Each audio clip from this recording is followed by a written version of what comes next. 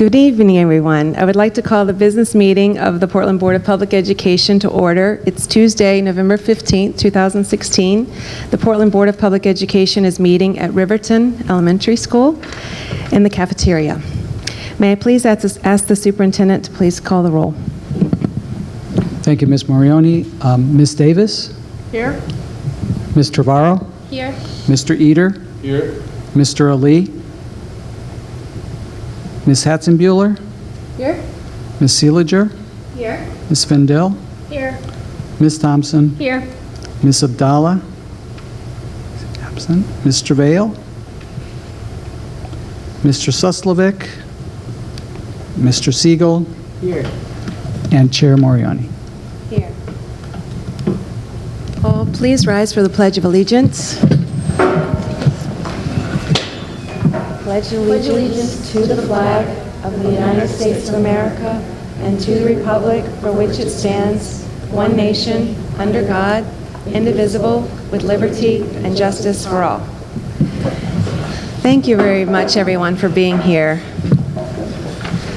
I'd like to also mention that Ludia did let me know she has a work commitment tonight. Mr. Vale will be here shortly, I believe, and welcome Mr. Suslovic. Oh, and Mr. Pius Ali, our newly elected city council member, is in London at this moment and unable to join us, but we wish him well. Next, we're going to start with our report of the chair. First, I want to take a moment and reflect. Sorry, this is bugging me. First, I want to take a moment and reflect and thank our extraordinary leadership, from our superintendent, our principals, our teachers and staff, through these past weeks. During and after our national election, our work remains steady and collective. We ensure that all students are safe, all families are welcome, and all are supported. Thank you.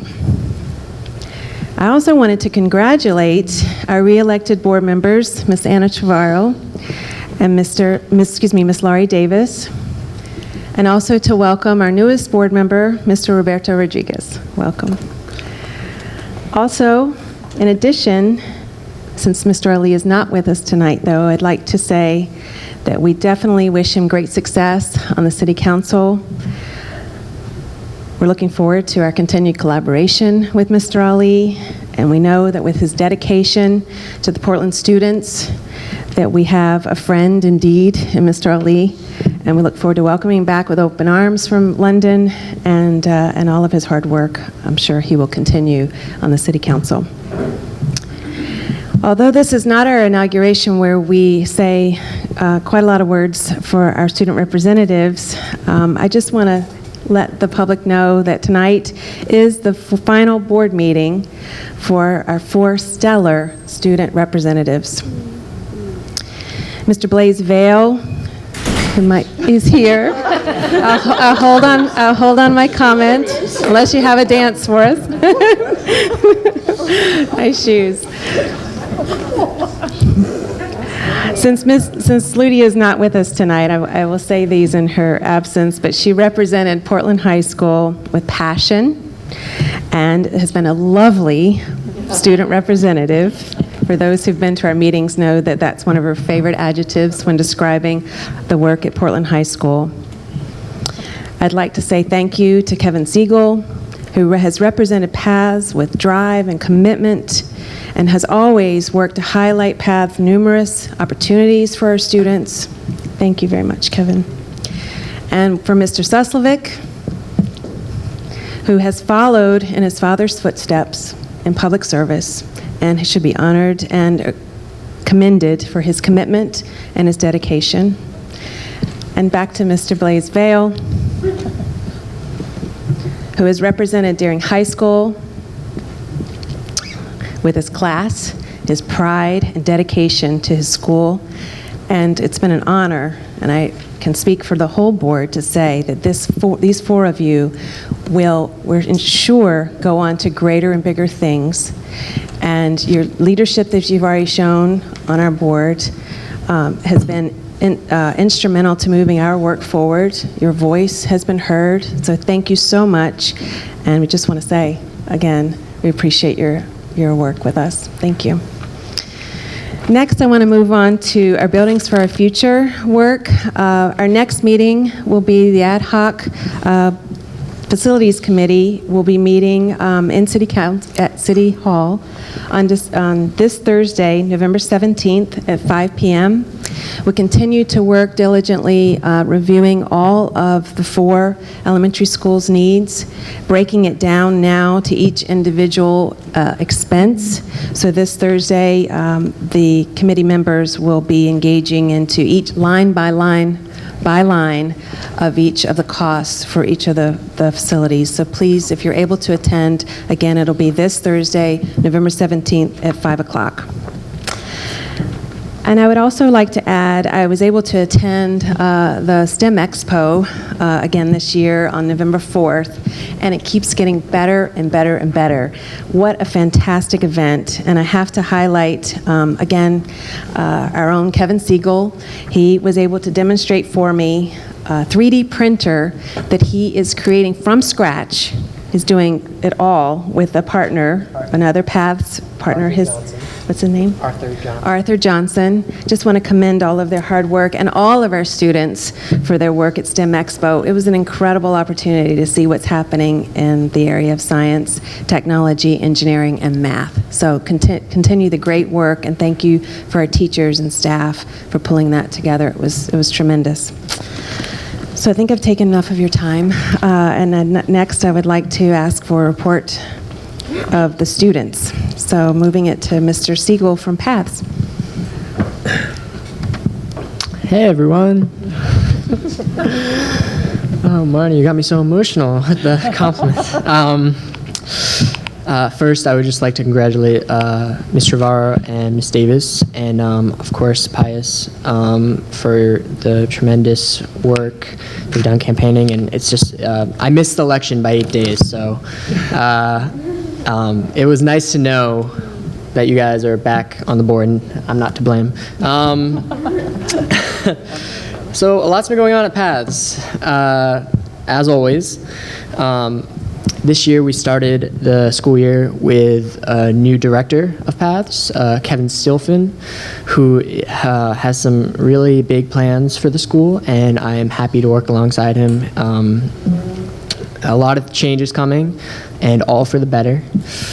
2 of the main goals we're working on this year at Paths is improving attendance, because every school day counts. It's kind of a tagline we have.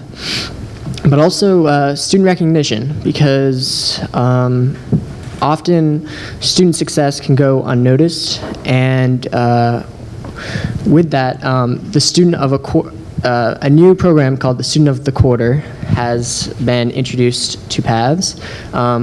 As you can see from the newsletter, that should be enough.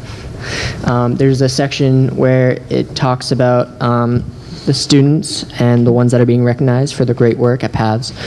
Each student, there's a student picked from every class, every quarter of the school year, based on not the kid who gets the best grades, but the person who contributes in the application of learning and resilience and conceptual just ideas, and shows tremendous amount of work. And happy to announce my partner, as Ms. Marioni had said, Arthur Johnson won. Congrats. The quarter of the, yeah, okay. There's 5 of these. I think I should have it down by now. Open house was a success. It was on September 29th, and there's great parent and student turnout. There's the college fair, where 22 presenters of colleges from USM to Northeast Maritime Institute was held at Casco Bay, October 14th.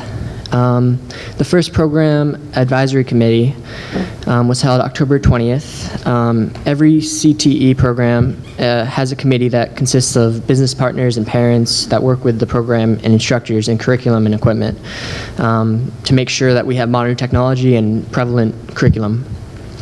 The STEM Expo, as Marnie mentioned, was a huge success. I'm not sure how many people made it, but judging from the kids I saw that day, it gave me tremendous hope to think that so many kids are interested in STEM, and it may have been even become more interested because of the exhibits that were shown there. So it was a wonderful day. I'm probably going to go back next year, even when I'm not a student here, just to check it out, see all the cool stuff that's going on. Hopefully the 3D printer is done by then. Cross my fingers. FAFSA Lab was held this November 5th in partnership with FAME at Paths in Casco Bay. There is a guidance breakfast this past Thursday where a representative from every school, a counselor from every school that attends at Paths reviews the visitation process and talk about RIT, which is a new program for recognized response to intervention, and gave a tour of our building and reviewed the program textbook. So, programs have started their pre-certification tests, and post-tests will follow in the spring. This Thursday, we have a few things. Our famous harvest meal will be held at Paths and will include some terrific cooking prepared by our food services program. They have been cooking turkeys and making stuffing all week long, and if you'd like to attend, you may. We just ask that you either bring a canned good or contribute some monetary gift to the Wayside Food Rescue Center, which is where all money and canned goods will go. It's expected to feed hundreds of hungry parents, students, and staff. So we would love to have people attend. Saturday, November 19th. Conferences start this Thursday and will continue on into the following week of the 21st, where parents and teachers will get a chance to connect and talk about students' progress. Paths, a new program is starting up that I'm happy to help lead with Mr. Stilfin's appointment called Paths Finders, which is an ambassadors program through Paths where about 25 kids approximately will be trained as a collection of student leaders from Paths that will help bring interest to kids in high school that may not know a lot about Paths, and will help go around to different schools and introduce them to the programs and give them tours if needed. Visitation for Paths will start after Christmas break, so remind your kids. This Saturday, November 19th, from 9 a.m. to 3 p.m., Casco Bay will be hosting a craft fair where 3 programs from Paths will be attending. Woodworking, commercial arts, and fashion marketing will all be there displaying what they've made, and you'll be able to purchase. And speaking of which, I have a gift for the board. I know, props again. So you can pass these down. These are a present to the board from Paths. These are made in the woodworking program. These are pens that were handmade by students of Paths. It's a gift from myself, from all of Paths, and it's a thank you for the public service you do in representing not just Paths, but everyone in students, parents, teachers. And it's just really appreciate the work you do. As students get one too. Okay. They got one? They got one? Okay, that's good. Whew. I know Blaze really wanted one. It'll match your shoes.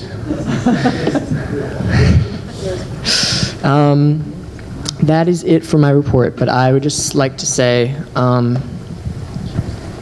being on the board has been amazing. The opportunities that's provided me, the people I have met, the experiences I have had. Going to DC was very fun, right, Matt? We bunked together. Representing paths and learning more about paths has forever changed the way I think about education.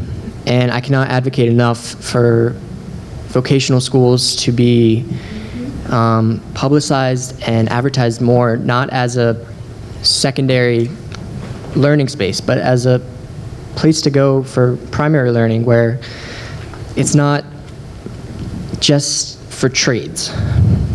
We have dance, we have music, we have commercial arts, fashion marketing, nursing programs, and I am tremendously humbled by the being on this board and being able to represent paths, and I thank you.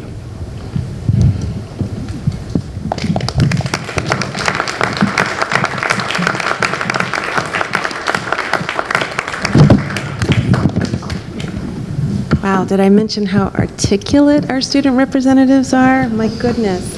They will be leading us for certain in the future and leading all of this work fairly soon, I'm sure. So thank you very much, Kevin. So next we're going to move to the report of the superintendent, Mr. Javier.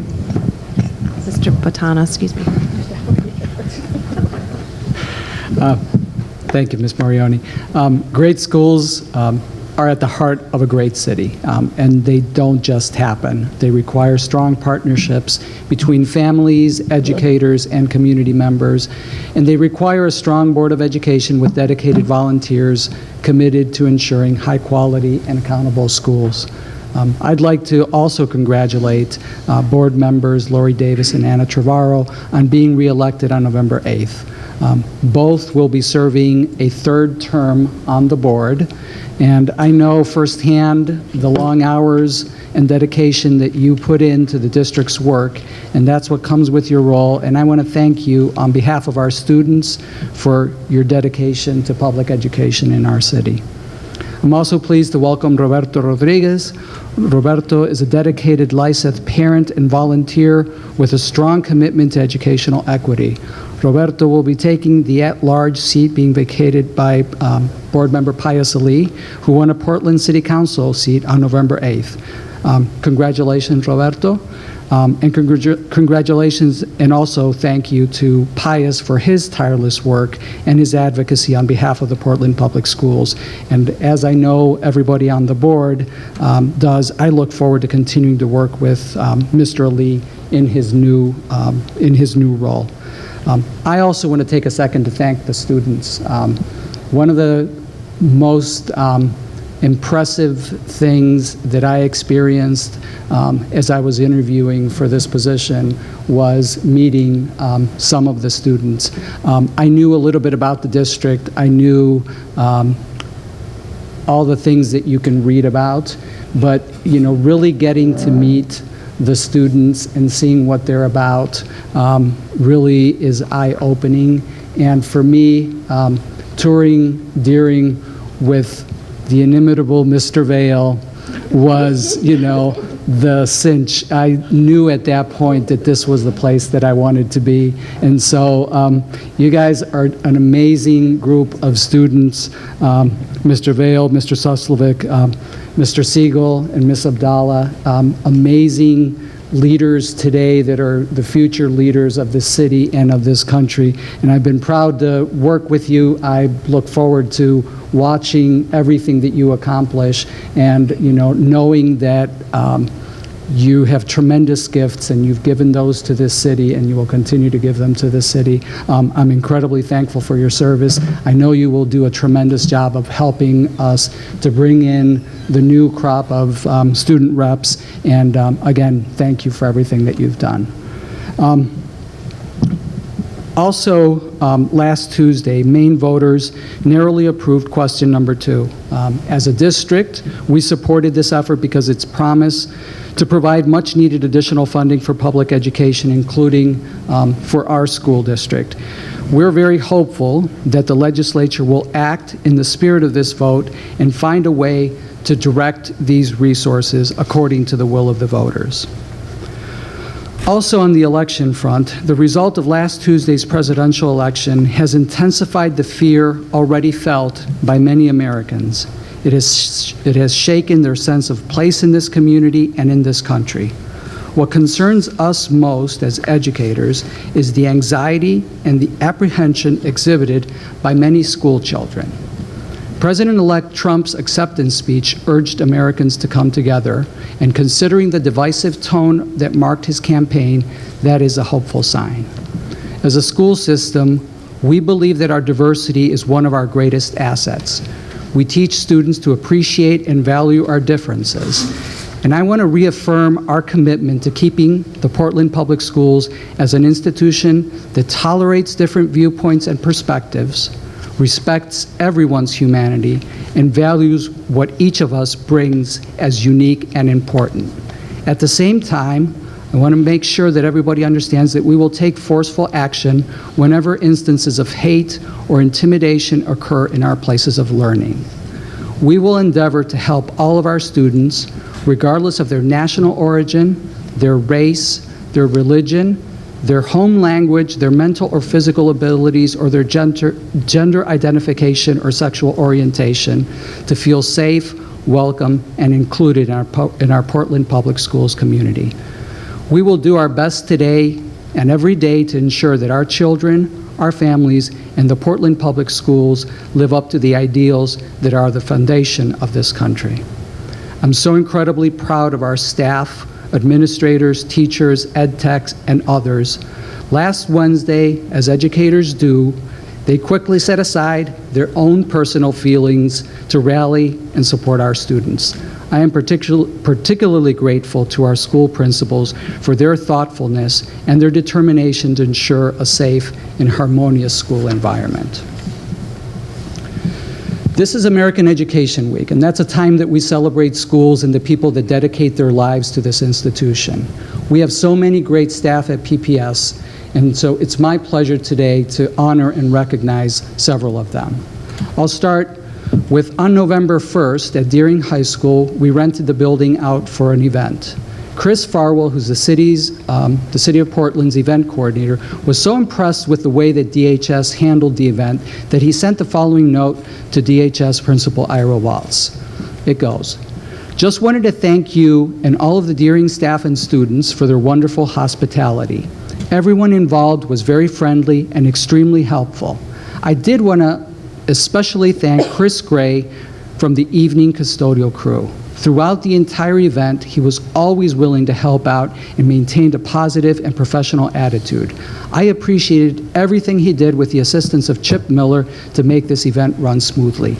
You have an outstanding staff." I think we'll all second that compliment. Portland Adult Education welcomes Anita St. Ange as its interim executive director. St. Ange is an attorney with 15 years of practice and 15 years of experience managing more than $11 million in grant-funded projects at USM's Muskie School. She has worked on problem solving and strategic planning with multiple mental health, social service, and legal organizations, and has broad prior experience supporting women, families, foster youth, and immigrants. Her knowledge and experience will enable her to guide Portland Adult Ed in meeting the needs of approximately 4,000 adult students annually. We're very fortunate that Anita has accepted this position on an interim basis. She has a strong set of skills that are a good match for the work that needs to happen at PAE throughout this year. We will look forward to hiring a permanent director in the spring. I would also like to thank Jeannie Crocker, Assistant Superintendent for School Management, who has been tireless in her hands-on involvement at Portland Adult Ed this fall. Jeannie will continue to be involved in supporting Anita's transition and the search for a permanent director. This fall, under Jeannie's leadership, we have built strong teacher leadership at Portland Adult Ed. They play a key role in the day-to-day operation of the program, and they will continue to do so. Tonight, I'd like to introduce a new recognition program that we're calling the Essence of PPS and honor the first recipient of this award. Our goal with the award is to recognize an individual at each board meeting held at one of our schools who embodies the good work that's happening at the host school, so in this case at Riverton. This person can be a teacher, can be another staff person, can be a volunteer, or can be a partner. The Essence Award will be in addition to all of the other awards above and beyond recognitions that we currently do at all of our board meetings. Our district, as I said earlier, has so many amazing people working to make our students' lives better, and it's incredibly important that we take the time as a district to let them know that we appreciate them. Tonight, we're at Riverton Elementary School, and the person who will receive our first Essence of PPS Award is Riverton social worker Amanda Atkinson-Lewis.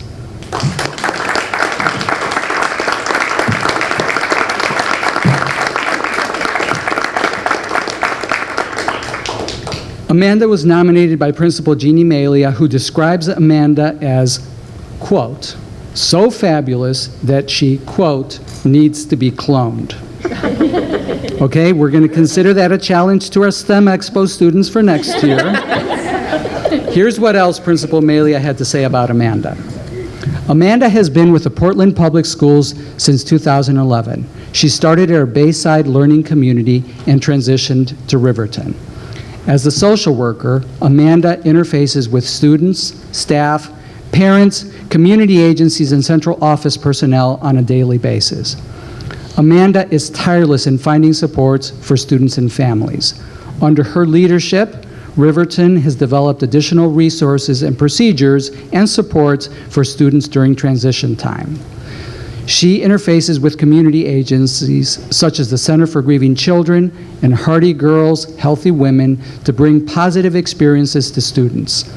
Amanda has partnered with agencies such as Opportunity Alliance to bring additional social work services to the school.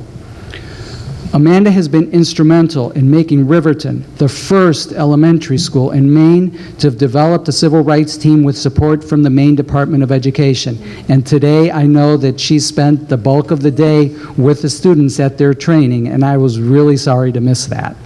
The team has done incredible work in recognizing and celebrating diversity and developing activities to promote working together, such as buddy benches, a project here at the school designed to eliminate loneliness and foster friendship on the playground.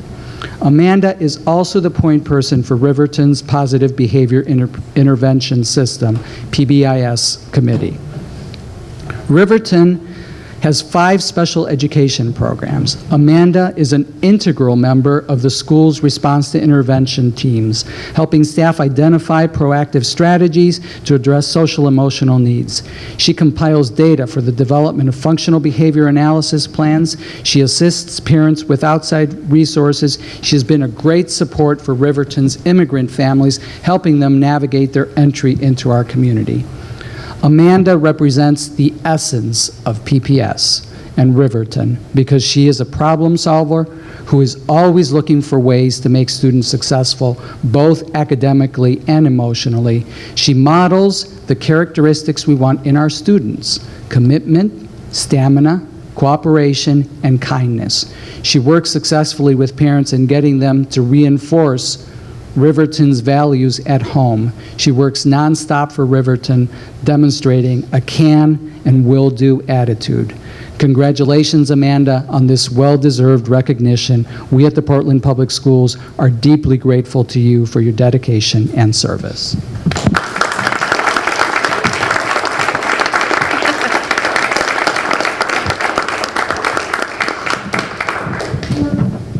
Thanks. Do I say anything, or that's? Yeah, you can say something. Oh, I can sing. Good. Wow, I guess I do a lot. Hearing that list of things, I just wanted to take a quick minute. I was at the elementary student civil rights team training today. We brought 15 kids from Riverton, and the day was dedicated to helping the kids learn more about how differences are a good thing, and that even though we have many things that make us different from each other, we all also have a lot in common.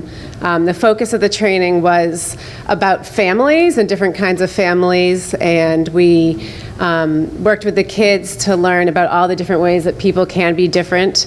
I'm going to see if I can list them without forgetting any of the major categories that we focused on.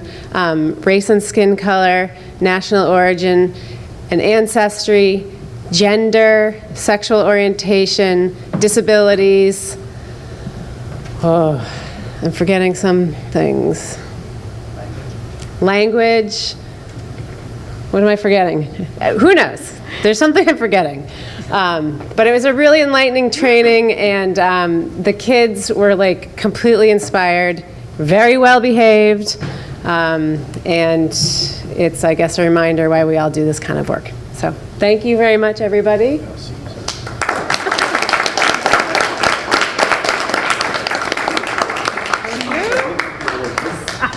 Let me just note that our wonderful students at PATHS are designing a new plaque for this award that we will be giving at all of these meetings. So consider that an IOU for the eventual plaque that you will get that has the Essence Award. So, very cool.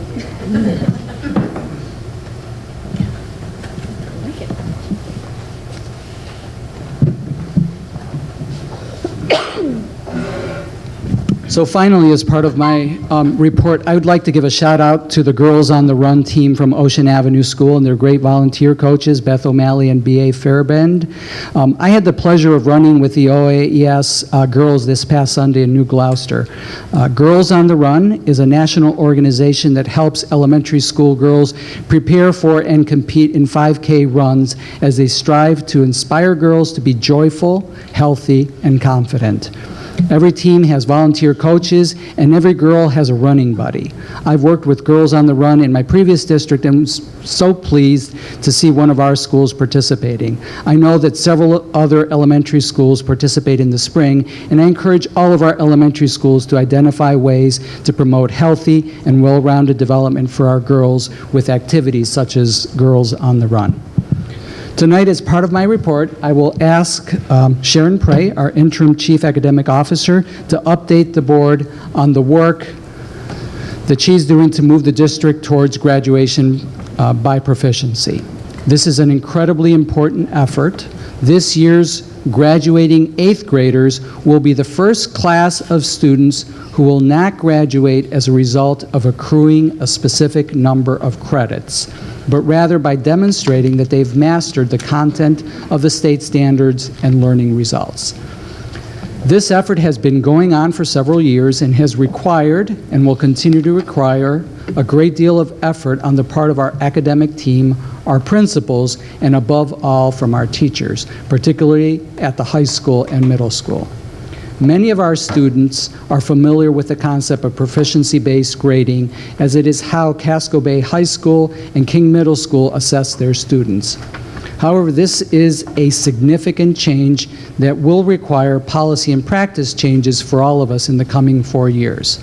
That's why we thought it would be important for Ms. Prey to update you on the work to date and preview the exciting work ahead. Sharon?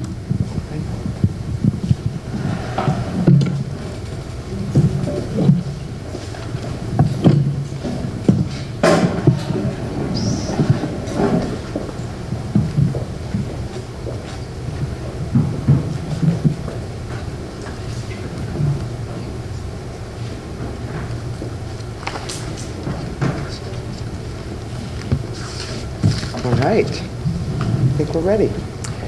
So thank you for inviting me here tonight to update you on the progress toward the implementation of proficiency-based diplomas. Over the past 2 years, our high school teachers and administrators have been working very hard toward the implementation of proficiency-based learning and diplomas. Working with Great Schools Partnership, along with guidance from the Department of Education, we're moving forward with full implementation of proficiency-based diplomas in all of our 3 high schools, beginning with the class of 2021, which, as Superintendent Botana referred to, are our current 8th graders.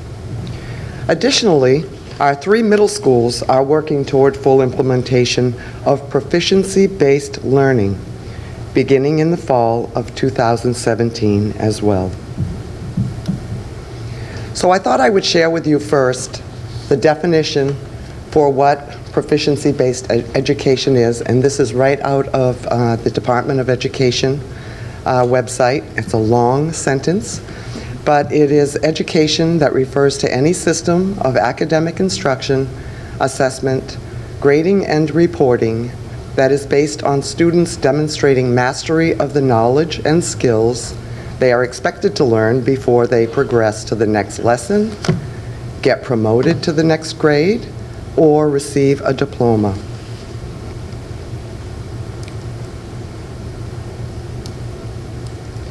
So, what's the difference between a proficiency-based diploma and a traditional diploma?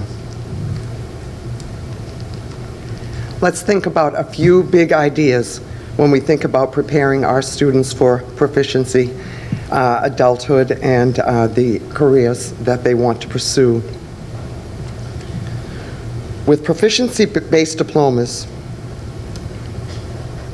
talking about promotion, with proficiency-based diplomas, students are promoted from one learning level to the next, based entirely on their ability to demonstrate proficiency in meeting state-required learning standards. As opposed to a traditional diploma, where students are promoted from one grade to the next, based largely on credits, age, and the amount of time that they spent in school. Pacing. With proficiency-based diplomas, students learn at their own pace, and when they fall behind, they're given the extra time and support that they need to achieve learning standards. Learning determines the amount of time that's required. Time does not determine how much time the student needs to learn. As opposed to a traditional diploma, where students learn at a pace that is largely determined in advance by a teacher and school schedule. Student-driven. With proficiency-based diplomas, students have more control over their education. They can learn in ways that work best for them. Students may execute different tasks or co-design projects based on their individual interests, as opposed to a traditional diploma, where a one-size-fits-all approach to learning typically focuses on predetermined tasks, such as tests and quizzes, and also compliance, such as turning in homework on time. Progress monitoring. With proficiency-based diplomas, learning needs are continually monitored throughout the school year, and students receive the extra support that they need to catch up with their peers and achieve the expected standards. As opposed to our traditional diploma, where students who struggle academically may fall further and further behind with each passing year. Achievement data. With proficiency-based diplomas, schools have precise information on what standards every student has achieved, only partially achieved, or not achieved. And teacher feedback and report cards may describe learning progress in detail. As opposed to our traditional diploma, where students may not have precise information about what standards students have met and what they have not met. Consistency. With proficiency-based diplomas, standards enforce a minimal level of required proficiency that empowers our schools to maintain high learning expectations across all courses, subjects, and grades. As opposed to our traditional diploma, where learning expectations can be uneven across courses, which undermines the validity and accuracy of student grades. And finally, meeting state requirements. Every diploma is based on demonstrated proficiency in meeting state-required standards, which are based on what students need to know and what they should be able to do to succeed as college students, employees, and citizens. With a traditional diploma, students may or may not certify that students have met state requirement standards or that they're prepared for success in college, work, and life. So in 2012, our state legislature passed an act to prepare Maine people for the future economy. It was called LD 1422. The state now requires our schools to explore and use new ways of teaching and ensuring our students are learning. The goal is for all students to graduate with a proficiency-based diploma, which essentially means that we will make sure students graduate because they truly understand what they learned, not just because of their age or attendance or because they're good at taking tests. Additionally, each student must meet performance standards set forth in the guiding principles of the learning results. Therefore, a student graduating from Portland Public Schools will be expected to be a clear and effective communicator, a self-directed and lifelong learner, a creative and analytical problem solver, a responsible and involved citizen, and an integrative and informed thinker. So where are we in Portland? Teachers and administrators are working tirelessly to finalize their content area standards and performance indicators. Scoring criteria for each performance indicator are being established. Rubrics for scoring are being established on a scale of 1 to 4 rather than the 0 to 100. 1 meaning beginning, 2 approaching, 3 meeting, and 4 exceeding. Teachers are creating and finalizing formative and summative assessments. Habits of work and learning are being established at each school. Howls is what we call them. They will be scored and reported separately from academic grades. Now, howls are behaviors that contribute to academic success and can be modeled, taught, and assessed. Each school is in the process of developing 3 to 6 howls and will develop school-based practices to demonstrate the value of howls to students. As we move forward, there will be ongoing professional development for teachers, administrators, and support staff. There will be policy revisions to reflect proficiency language, and of course, there will be ongoing efforts to inform and engage the students, families, staff, and the community. Portland Public Schools believes in this change because it's right for all students. So now, if anybody has any questions?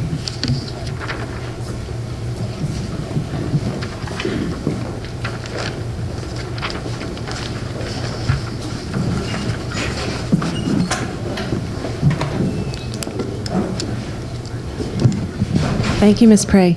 Was any, yes, Ms. Seeliger.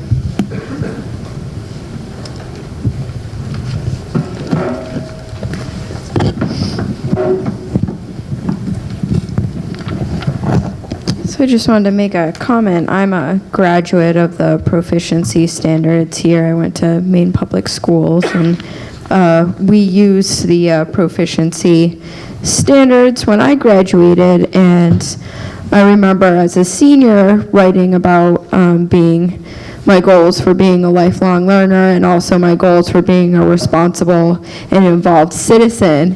And I really took that to heart and obviously put that towards dedicating my life to public service. So I think maybe teachers might not feel sometimes that kids aren't paying attention, or at the time I didn't really understand what I was reflecting on, but as I left school, I held on to my portfolio and my work, and so I'm hoping kids will take that home with them as well, and I'm looking forward to seeing how kids in Portland enjoy the proficiency standards as well. Thank you.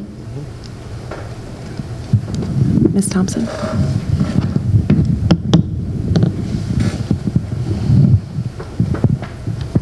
Thank you, Ms. Prey, for the presentation. I guess my question, and I was, I had one child go through Portland High School, very traditional, and one go through Casco. And as a parent, to wrap my brain around the 1 through 4 and the how, I continually have to be guided by my child to say, Mom, this is what this means. And I think that, going forward, like you said, a road show or really educating the parents, because I think a lot of people think very traditional, especially where we have very traditional schools for the most part.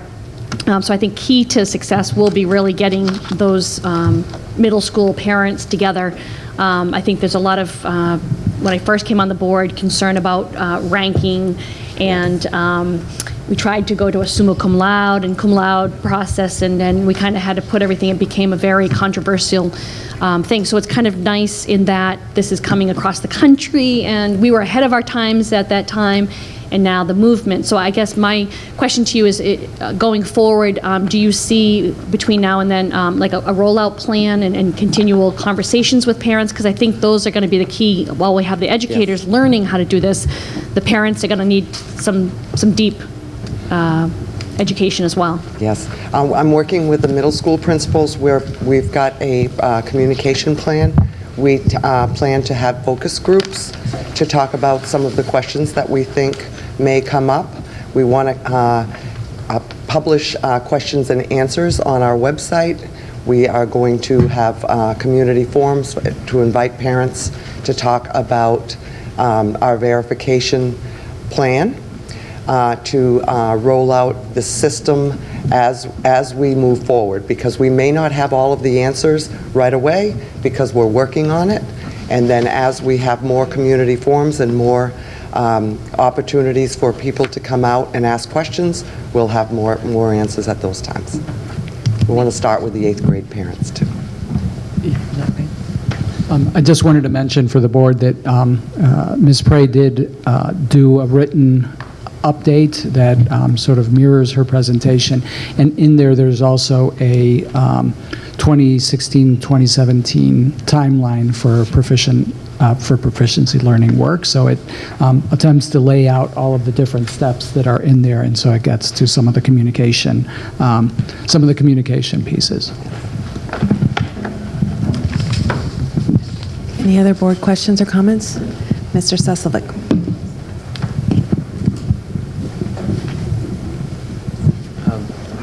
Thank you for that presentation, and I just have to say I'm so excited to see that the proficiency-based grading is coming across the country into our district, because just as a student going through this system, I've found that it definitely, as Ms. Thompson may know, it has its complexities and its nuances at many times, but at the end of the day, I think it really is a more accurate measure of students on an individual basis, because, like you said, there is not a one-size-fits-all system to grading. And as for the rollout system, I think it would definitely be very helpful to engage King Middle School, Cascaway High School, and maybe other schools that are already incorporating this. I know that, there would be an abundance of parents, students, and staff from these schools who would be happy to kind of help work out the Q&As, like Q&A for parents, Q&A for students, because, now 7 years of it, I still wouldn't say I completely understand proficiency-based grading, but I definitely know that there are many students like myself who'd probably be really excited to kind of help other students and parents understand the nuances of the system. But again, very excited to see this happening. We'd love to have you be one of our student champions. I would love to. Give me a call anytime. All right.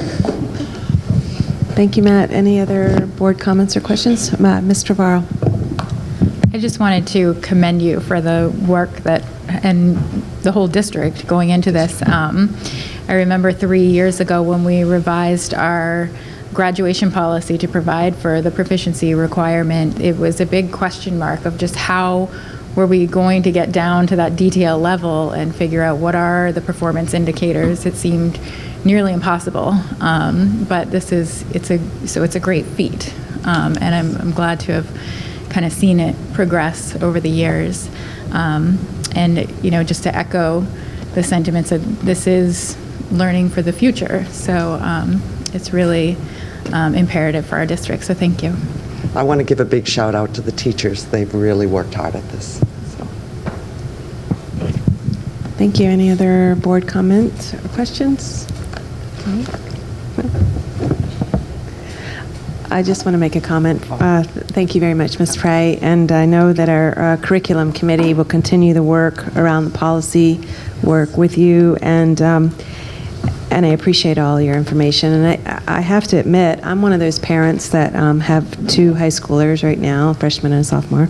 They look daily at their grades. They're talking tracking. They're talking, GPAs. They're in the traditional mindset, and that also means in our discussions at home, we fall into that category of relying on the traditional model, so to speak. I think it's extremely exciting. It does mean, I think, for a lot of parents, including myself, it can be very unnerving to understand it, and how, particularly the part around it's not based on your age, and it's not based on the number of hours you've been in a seat and things like that. I think that's exciting, because I think we do have kids that can get extremely bored in classroom time if they're not pushed and challenged. But on the other hand, I think there will definitely be the need for even more staff involvement around the students that need assistance and help. So I'm looking forward to working collaboratively with staff and making sure that our community is engaged in this and understands it, and hopefully also I will come around to firmly understand it myself. But thank you for all your hard work, and appreciate the time. Thank you. Thank you, Sharon, for all of your hard work leading this. Finally, we are at Riverton today, and Principal Jeannie Malia will present on the Riverton Success Plan. Ms. Malia? Good evening and welcome. Welcome to Riverton.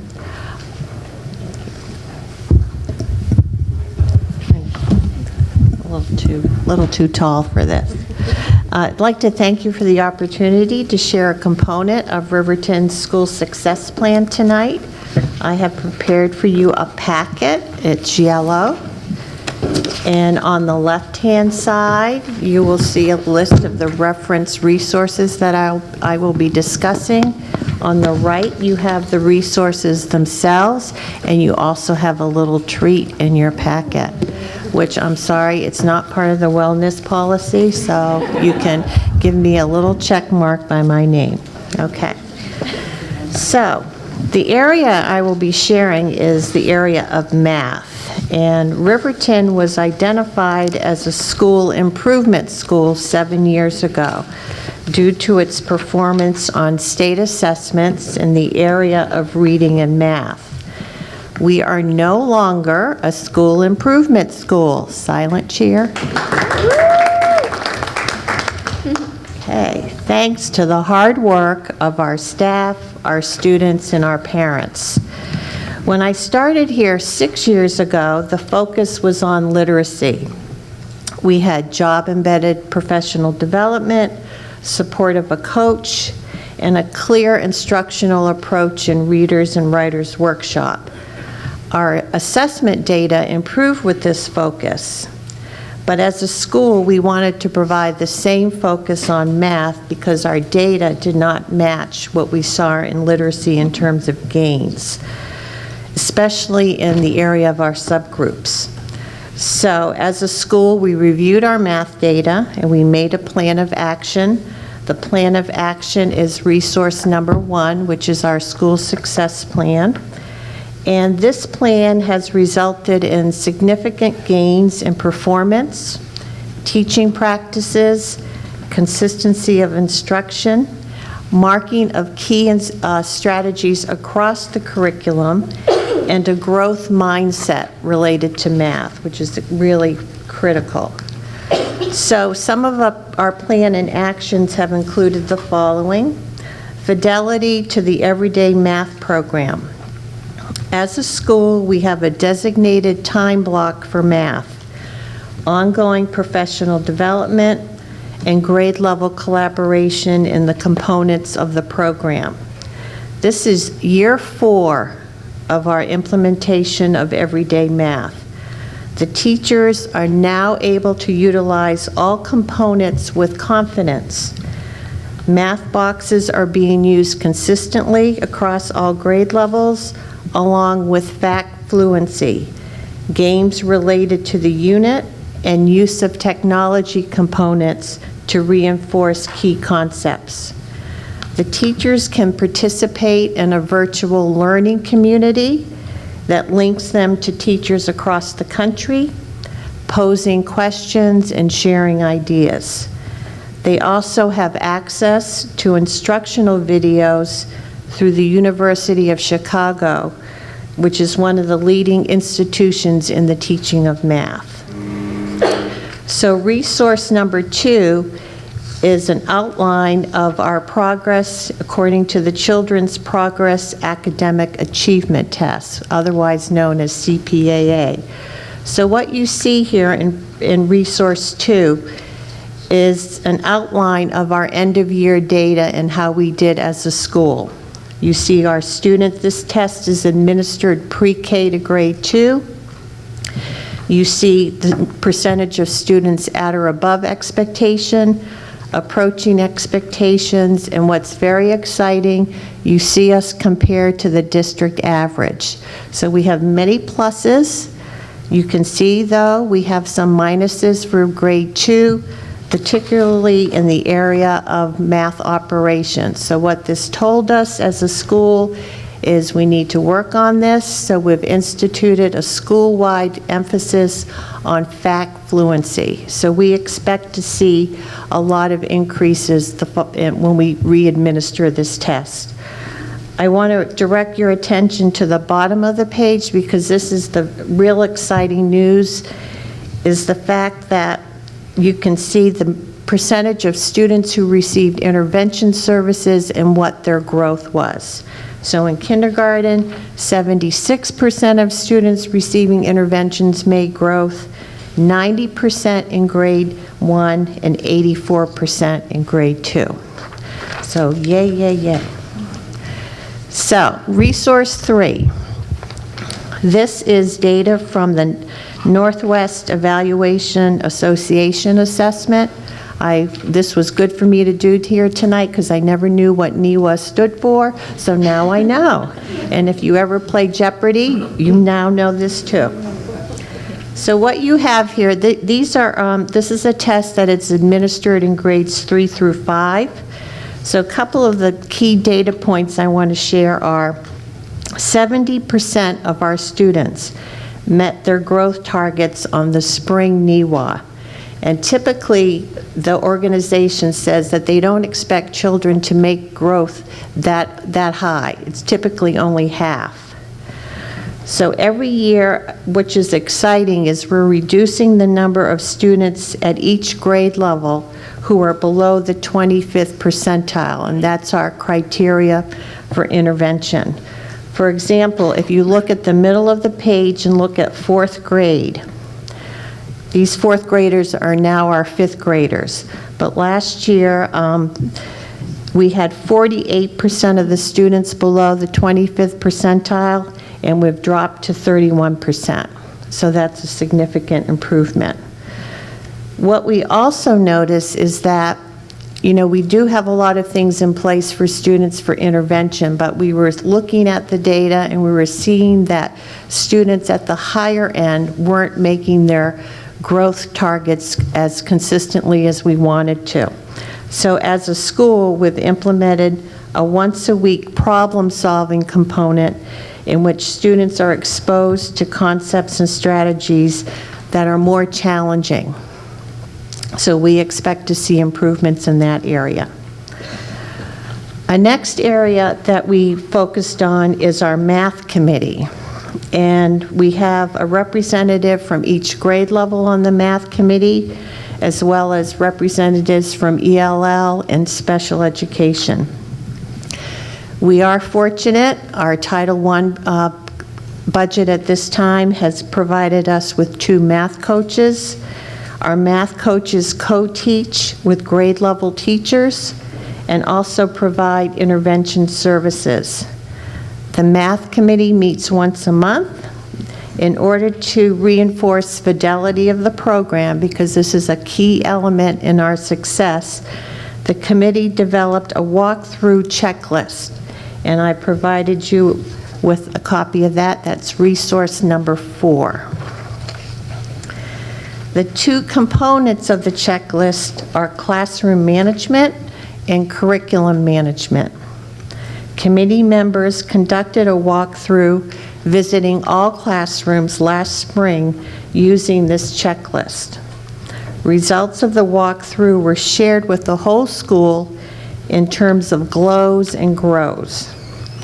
Our areas for grows included seeing evidence of math vocabulary posted in classrooms and students sharing their thinking.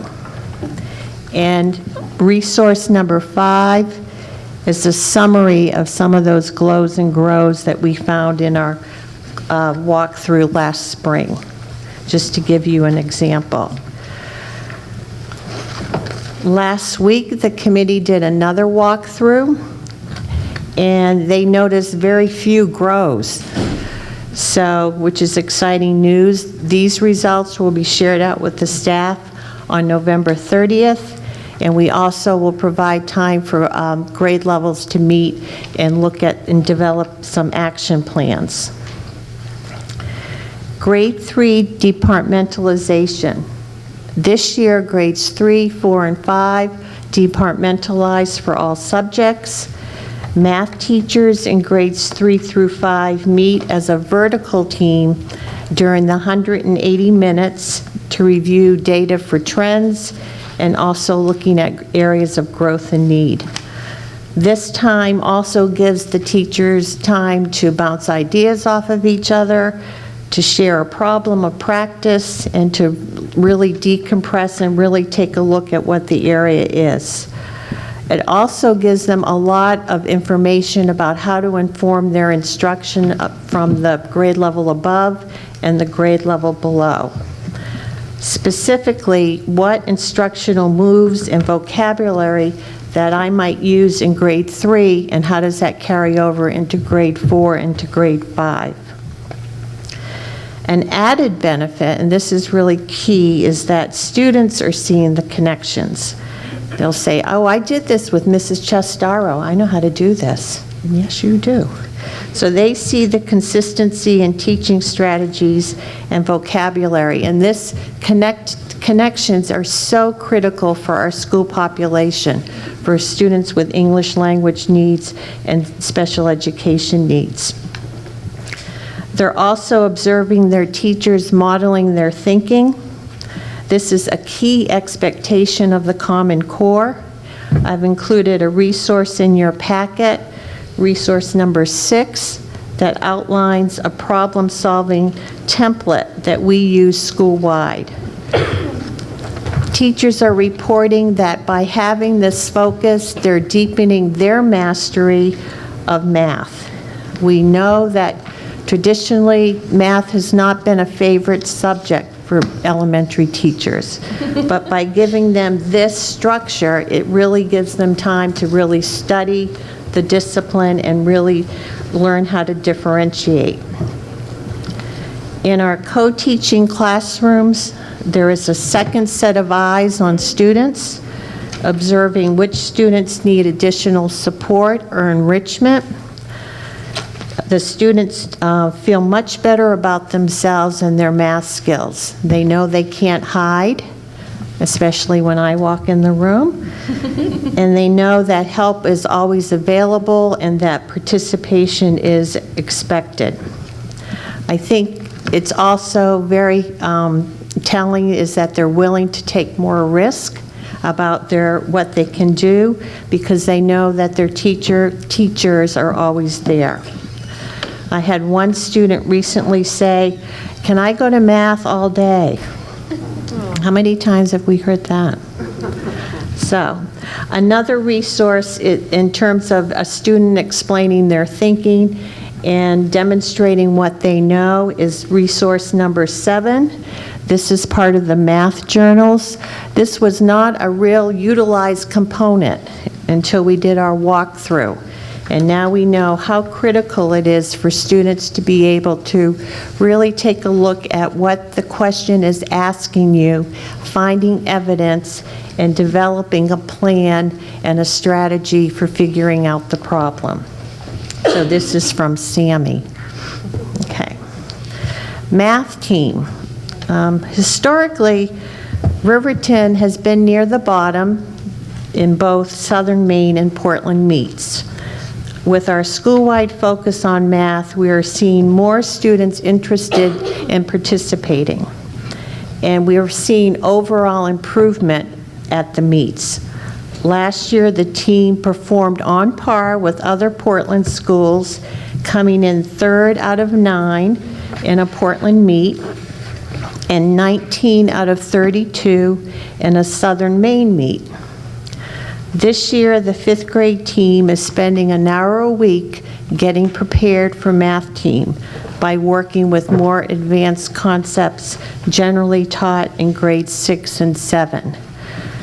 Last year, but this is really exciting, last year there were 8 on the team at the beginning of the year. At the end of the year, there were 15. This year, the math team has started with 20 students, and we expect 30.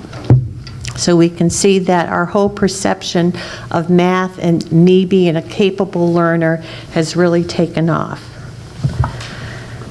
So I really want to end with what I think really matters in this presentation, and that is student feedback. Our schools saw a need. We made changes. It was hard at first, but we kept plugging away, checking our data, and making revisions.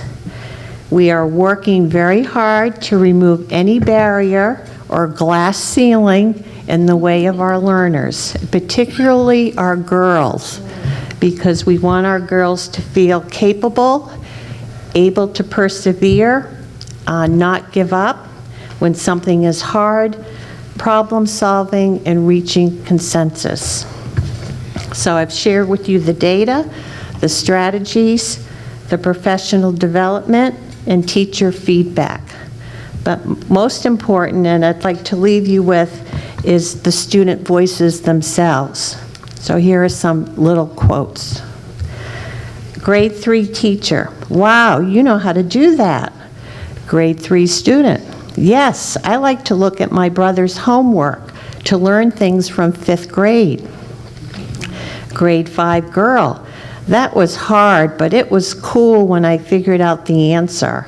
I am getting better at figuring out problems. Grade 4 girl, I really like math this year. It's fun. So that is our school success plan, and I'd be happy to answer any questions you might have. Thank you very much. Any board comment or questions? Ms. Mendel.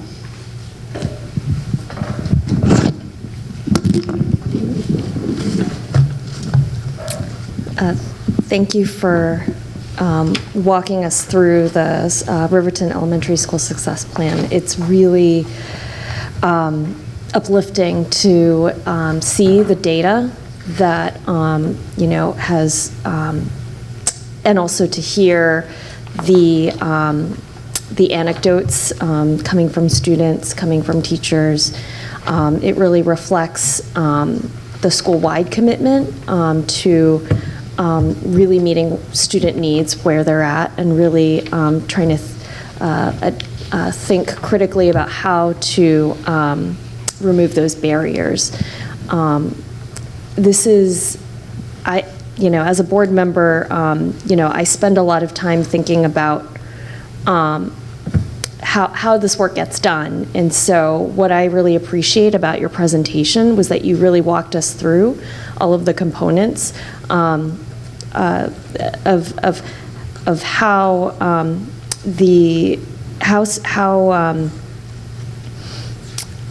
how teachers work with students, engage students in critical thinking and problem solving, and linking back those changes in practice with changes in what we've seen in the outcomes. So I really do appreciate your deliberate presentation in that. And thank you so much for all of your work. Any other board members, comments or questions? No? Seeing none? I'd like to just say congratulations. Having been on the board since back when it was labeled, that it was a school that was not succeeding, and it was hard times back then to know, what was going to be happening. You've really taken this school to such great heights, and we thank you for your leadership.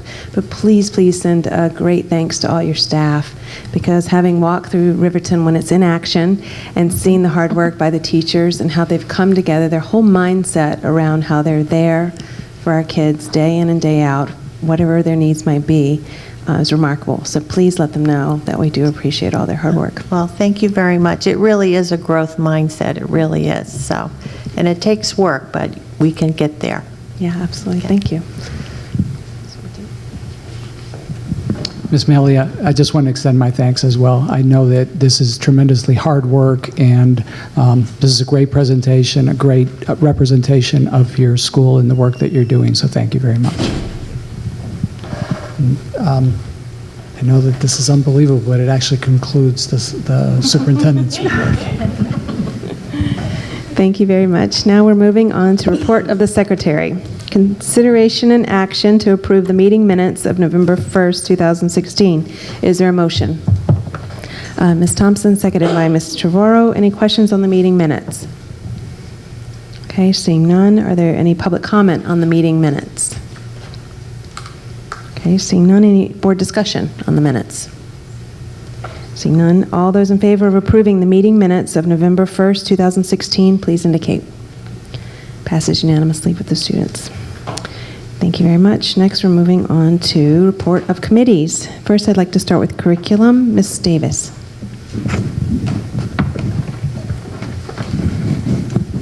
The Curriculum Committee met last night with board members Trevorrow and Vendil and myself were there.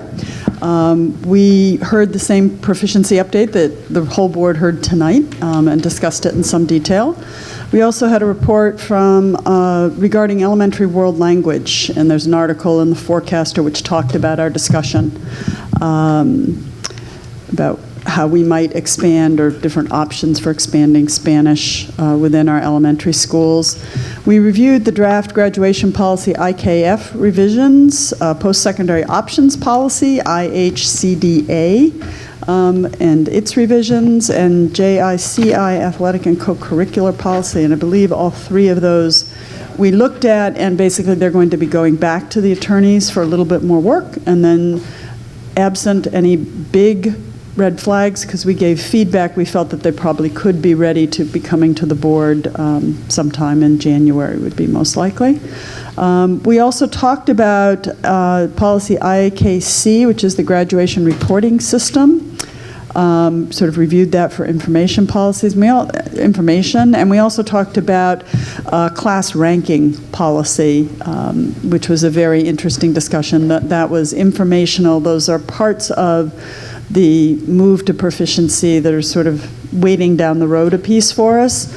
So it was important for the committee as a subset of the board to get an idea of what does lie ahead. And we gave feedback to staff, which is the role of the committee.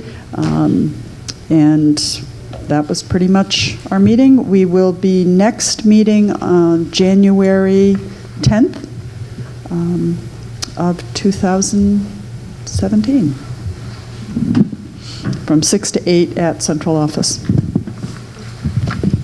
Thank you very much. Now on to operations. Ms. Hatzenbuehler.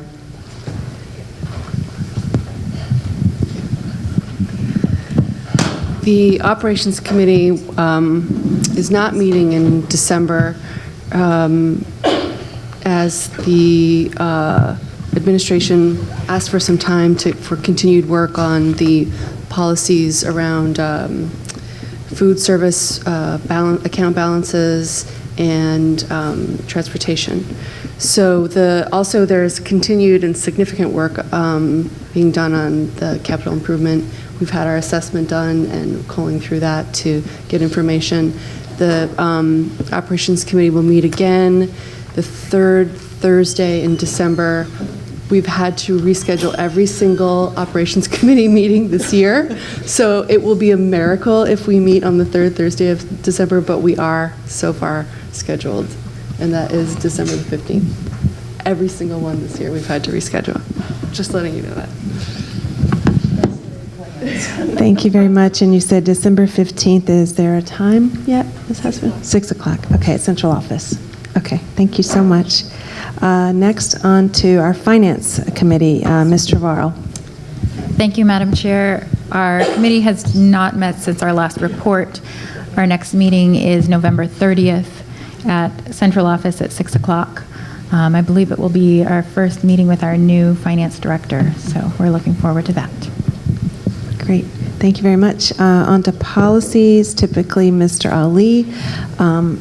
I don't think we have anything to report. I know we have policies that we'll be reviewing tonight, but does anyone from the policy committee have anything? Okay. Next, we're going to move on to public affairs. Ms. Thompson. I don't have anything new to report at this time. Mr. Eater and myself were talking earlier, though, about compiling the 3 forums that we've had so far to bring back a full report to the board, and then talk about how we go forward in the new year. Thank you. Great. Thank you very much. Are there any other committees and/or member concerns? Ms. Svindal.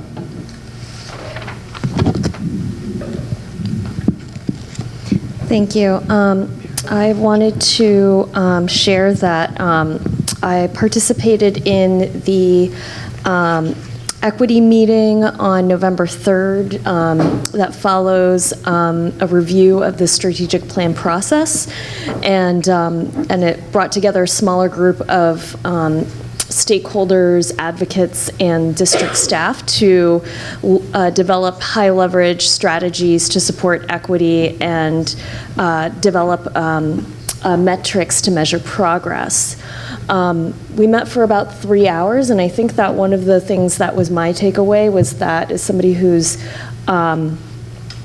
worked for educational equity in many different capacities, as a community member, as an organizer, as an activist, an advocate, and now as a school board member. My takeaway was that for the first time in the 7 years I've been on this board, it was a really substantive, deep, reflective conversation about where we are and where we need to go, and it just gives me a lot of optimism and hope and momentum for all of the work that we do as a school district to address and ensure all student needs are met. Thank you. Thank you very much. Any other committees and/or member concerns? Or Mr. Botana? Just want to do a brief update for the board on the work of the Parent Partnership Policy Ad Hoc Committee. There is in your packet today a memo from Angela Atkinson-Duena, the coordinator of the committee, updating you on the status of their work. As you know, the Parent Partnership Policy Ad Hoc Committee was charged by you with developing a new parent engagement policy. So the memo goes through some of the decision-making that has gone into specifically which policy and how to go about doing that. I think the key issue for the board is that the committee, because of, and the memo goes through this, because of some of the additional engagement activities that they want to do before submitting the revised policy, is looking to extend to December 16th, when they were originally commissioned to come back at the end of this month. So it basically will move consideration of the policy to the January timeframe. I think that, I know that school board member Hatzenbuehler has been an active member of this committee. They've been working extremely hard. They meet weekly, incredibly thoughtful in the work that they're doing. And so this is truly so that they can engage the community in ways that I think is in keeping with the charge that they were given. I don't know, Stephanie. Are we doing an official action to extend? That's what we're, not this very moment, but that's on the agenda, correct? We can add that to the next agenda. Okay, I was wondering if we need to, I don't know. We would be, necessary to extend, Okay. That happens every time. Yeah, I would, if action needs to be taken, I would definitely support that, because the task, the group is a very thoughtful, experienced, and dedicated group who come from different areas of expertise, and so I believe that the final product is one that we'll be able to stand by and really feel confident in. So the extra few weeks, I think, for the community engagement are really important, and I would encourage the board to support that extension. Also, it's just a pleasure to work with these people because they're wonderful. I think there's two of them here. Wonderful people. Great, thank you very much. Any other committee and/or member concerns? No, I just wanted to add one thing that was brought to my attention. The press release went out today about this from our district, and this is Portland Empowered. Portland Empowered's youth group stands to win $50,000, and it's actually based on a voting process. I'm just going to read a little bit about this press release that did go out today. Portland Empowered Youth Group, which is the Youth Engagement Partners, is on the ballot for the Nellie Mae Education Foundation Youth Engagement Contest. And this group could win $50,000 if it gets the most online votes. So supporters are urged to vote for the Youth Engagement Partners, which would elevate student voices across Portland Public Schools throughout the month of November. The deadline to vote is November 30th at 12 noon on that day, but I'm going to give you the website to go to vote. It's students@thecenterhub.org/award nominees. So I encourage all of us to go to that and vote for our Portland Empowered Youth Group for the Nellie Mae funds. This award will actually be used to advance student-centered learning and help redesign education to meet the needs of all students, specifically on secondary education. And the grant funds have to be utilized to continue the organization's work around advancing the student-centered learning needs. And so Portland Empowered is one of our partners, and I only mention this again because, and they are a project of the University of Southern Maine Muskie School, which we know that Mr. Ali has also worked extremely hard on. So I just wanted to bring that to everyone's attention. Please go to vote for our Portland students there. Thank you so much. Next, I think we're going to close report of the committees and move on to consent items. Will the superintendent please read the consent items? It's a long list, so be patient, everyone. Everything that I do today is long, so be ready. Food Services received $1,000 to be used at their discretion from the Portland Female Charitable Society of Portland. Thank you very much. Ocean Avenue received books for their library valued at $2,500 from Mary Solomon of Portland. Thank you, Ms. Solomon. Lincoln Middle School received $500 to be used for a Ripple Effect program from the Benevity Community Impact Fund of Hudson, Ohio. Thank you very much.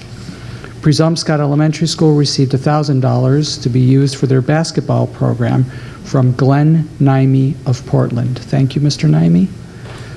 Peaks Island School received $5,000 to be used for their fence and school year project from Maine. Presumpscott? Oh, it says 5,000. Peaks Island received $5,000 to be used for their fence. Don't try to take their money. And school year project from the Maine Community Foundation of Ellsworth. Thank you very much, Maine Community Foundation. Peaks also received $1,000 for their new fence project from Will Crosby and Catherine Simmons of Peak Island, and thank you very much. East End Elementary School received event supplies valued at $22.50 from Trader Joe's of Portland. Thank you, Trader Joe's. Riverton Elementary School received school supplies valued at $350 from Portland Life Center Congregation of Yarmouth. Thank you very much.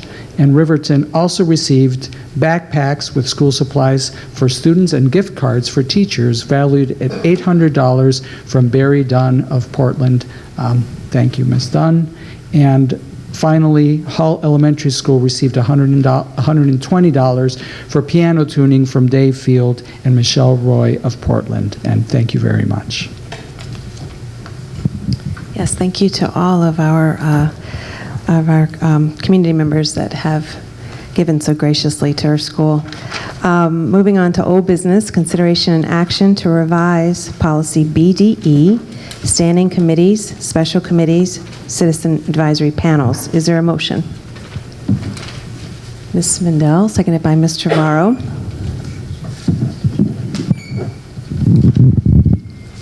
Will Sarah Thompson please speak to the motion since Mr. Ali is not with us, please? Thank you. She will. So in front of you this evening is policy BDE, and this policy revision is a bit overdue, and I'm just going to walk you through some of the changes here this evening. In the first paragraph, it reflects practice. We had formed the appointments committee about 3 years ago, and in the current policy, it didn't reflect the fact of that committee existing, and this is changing that language to reflect that. The understanding committees, in the prior policy was stated under some committees, but not all committees, that they were staffed by the superintendent's staff from central office. And so in order to incorporate all of them and state that the standing committees will be staffed by central office, we have added that under standing committees.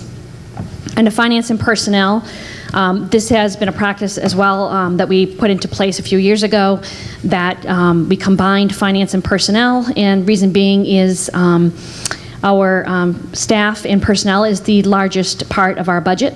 Therefore, there's a lot of discussion in finance about various costs associated with that. So we did make that decision a few years ago to combine them, and we had not reflected the change in policy. There is not any changes to curriculum and educational planning or operations. And you'll see with appointments that the original intent when we made the appointments committee was that any special committees, task forces that are as a result of resolution that doesn't specify, for instance, that the superintendent appoint people. This is for a board resolution that asks for appointments through board work. And that was one that we haven't staffed this year. We haven't really utilized it a lot. But we added that years ago because over time, when we had appointments done, you would look at the list and it would be the same community members over and over and over again that were serving. We were very appreciative of them wanting to serve on multiple committees, but the board at the time felt that we wanted to have a wider representation of our community serve on the different ad hocs or special committees that we made.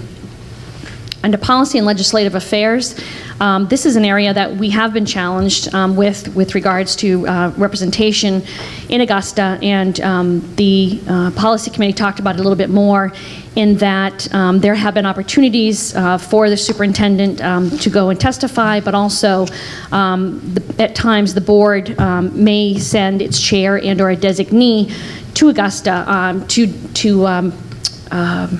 testify in front of the legislature. So we added here that we want to encourage it, but that when you go to Augusta, that you're there, unless you're appointed by the board, you're there as an individual.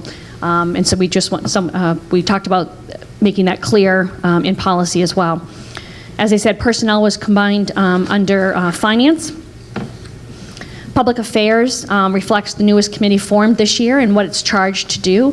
And like I said, we're going to have a report coming back to the board on the success of that. And then under Other, we added over time, it becomes challenging for the board chair, as well as with the changes in our staff, that there are additional committees that we are mandated by the state to appoint board members to, and one of them was the Dropout Prevention Task Force, which is revitalized and back up and running. Thank you, Ms. Crocker. And Coordinated School Health Program Steering Committee, which is also a state position, or committee, excuse me. And then we eliminated the special select and or ad hoc committees because, again, we had the appointments, and that process is done under the appointments committee. Joint committees, we added that years ago to reflect of our working relationship with the council, and we wanted to encourage more and more collaboration with them. And so we did remove finance and facilities and transportation because we want to be joint committees in as many places as we can, but with board approval. So we always look forward to working with the council more and more. And again, the last page, appointments made to the panel will be made by the appointments committee. That refers to the citizen advisory panels. And last is the city-sponsored committees. In the past, and even with the school department, we used to have CATV, which was ours, and Friends of the Park, and we had the Martin Luther King Freedom Trail, and so on and so forth. These are not mandated positions for or appointments for the board to take part in, but they are certainly opportunities that we can participate in should the opportunity arise, similar to the Healthy Food Initiative that Ms. Seeliger served on. That was one example where there'd be city-sponsored committees and board member participation. And I think that's it for changes. So it brings us up to date with what has been in effect for a few years with the additions of any changes, and thank you. Thank you very much. Are there any questions on the motion?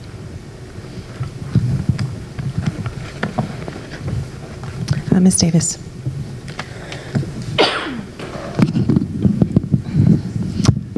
I was curious, has this been reviewed by Drummond Woodsum? Because I found in reading through that the language seemed to be inconsistent. It struck me as the consistent writing would be a good hallmark of good policy, and the way that each of these committees is described is different. So there isn't uniformity in the approach in the language. So I was just curious whether it had been to Drummond Woodsum for review or not. It has. Okay. Then I'm still concerned because I do see inconsistencies. In some cases it says, shall be responsible, then another one starts regularly reviews, then you get a shall be responsible, then you get will recommend, then regularly reviews. It seems like each of these committees should be described in a similar kind of way, and they're not. So that was a concern that I had with this. It's a good time if we're going to review it to clean up the writing and make it consistent. Ms. Davis, did you want to offer any amendments to the motion? If anything, I would suggest that it gets tabled and cleaned up. There are too many places where I see inconsistencies. The appointments committee talks about special committees, but then it looks like we are eliminating that. I mean, there's several places where it just looks like it needs one more going through with a fine-tooth comb to really make sure that the language is consistent in terms of how it's describing the roles of each committee, and then that the references from one to another are really clear. Then I have some other concerns that probably are more substantial, but in terms of the writing, I would say it needs another going over before I'd be willing to vote for it. Okay, do I have a second to Ms. Davis's request to go back to committee? Ms. Findell? Okay. Let's continue here just on this particular motion, and then we'll, actually, I can't remember the order. If we're going to table it, we can actually, now we have a first, and the board does need to vote on that. So all those in favor of having policy BDE go back to the policy committee, please indicate. Okay, so we have 1, 2, 3. Oh, You had a question, Ms. Phillips? Ms. Thompson, if you would just respond, maybe. Certainly. I think it's semantics. I understand what Ms. Davis is saying. The descriptions here, we did not go through and change the content of those. And when we formed the descriptions of these committees, when we said shall be responsible, was to really reflect the practices within that, because with regards to conducting workshops and hearings, so on and so forth, on the school budget, they're responsible for that, whereas curriculum, regular review. So it's just, I guess it's semantics and wording, but I can see what Ms. Davis, but I think, in my opinion, we've gone over it 3-4 times in policy committee, and it continues to linger. And again, a lot of this, the language that is there was not the language that was even revised. It was what was, okay. All right, let's do the vote one more time, please. All those in favor of moving the policy BDE back to the policy committee, please vote. We have 3 board members. Okay, so the motion to move it back to policy fails, so now we're back to the original motion. So with that in mind, is there any other board questions on the motion? Did you have another? We've talked about, and I guess it's sort of thinking about how do we want to operate and structure ourselves, because we talk about having too many meetings, and yet it feels like we keep expanding the number of committees. One of the things I noted is that almost all of these committees have responsibility for policy, yet we have a policy committee on top of the committees that are dealing with policies. And so I'm struggling to find the organizing principle in this committee structure at this point. It's feeling like it's kind of just grown a little willy-nilly, and that it might make sense in terms of managing our time and our work to really have a more thoughtful approach to how we structure ourselves in our committee work. Do you have a question at this time, Ms. Davis? We're not on discussion yet, but if you wanted to. Okay, I'm sorry. I thought that's my substantive concern that I thought you wanted to hear at this point. And I guess why, if it does come to a question, why does each committee have policy and there still is a policy? What are the policies? Because it's not described how the policy what policies the policy committee is working with, as opposed to the policies that the other committees are working with. So, and we have encountered that where, the policy committee was working on a policy and so was the curriculum committee. So how looking at this, do we know which policies go where? Would you like me to answer that? We can respond, yes. Okay.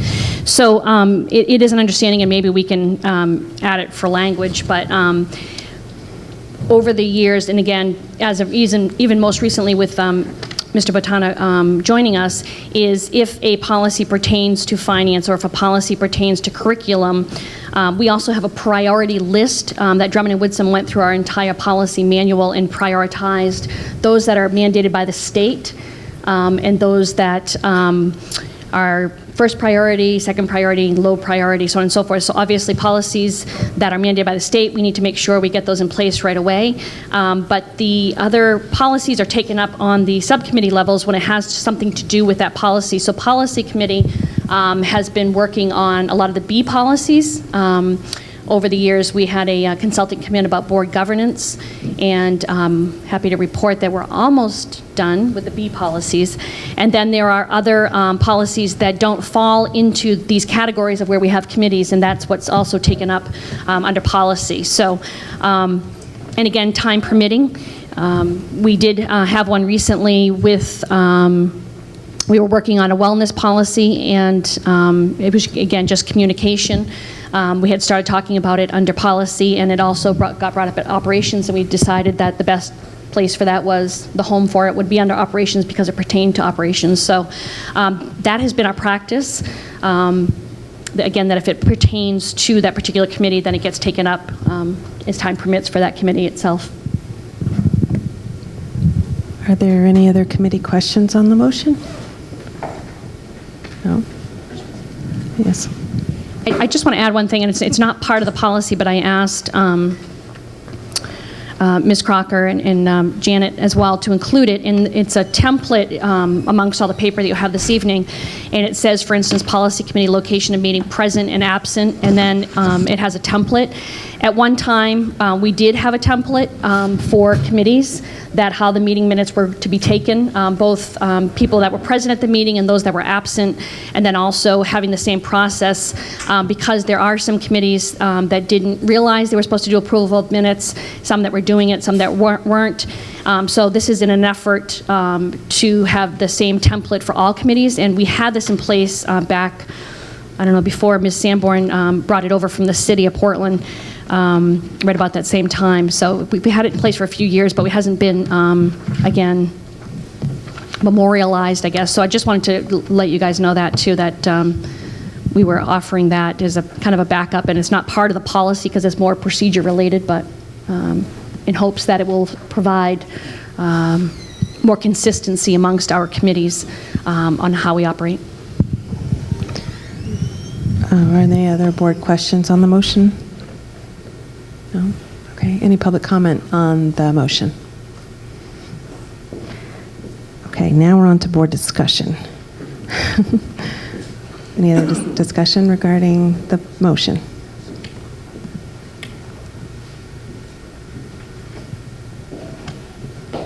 No? No? I only wanted to bring to attention to the board something that I'd like to make an amendment. We've had discussions around quorums for our committee meetings for a long time, and whether or not we need a quorum for our committee meetings or not. And oftentimes we've just assumed that we've needed a quorum, but it's stated nowhere in policy. It's not in BDE, and it's not in our other committee meeting policy for quorums for our committees. So I would like to entertain adding the language of, under the first paragraph, the establishment or reformation of standing committees must be made by amendment of this policy and passed by 2/3 vote, period, and then to say that a quorum must be met before a committee can, or a quorum must be,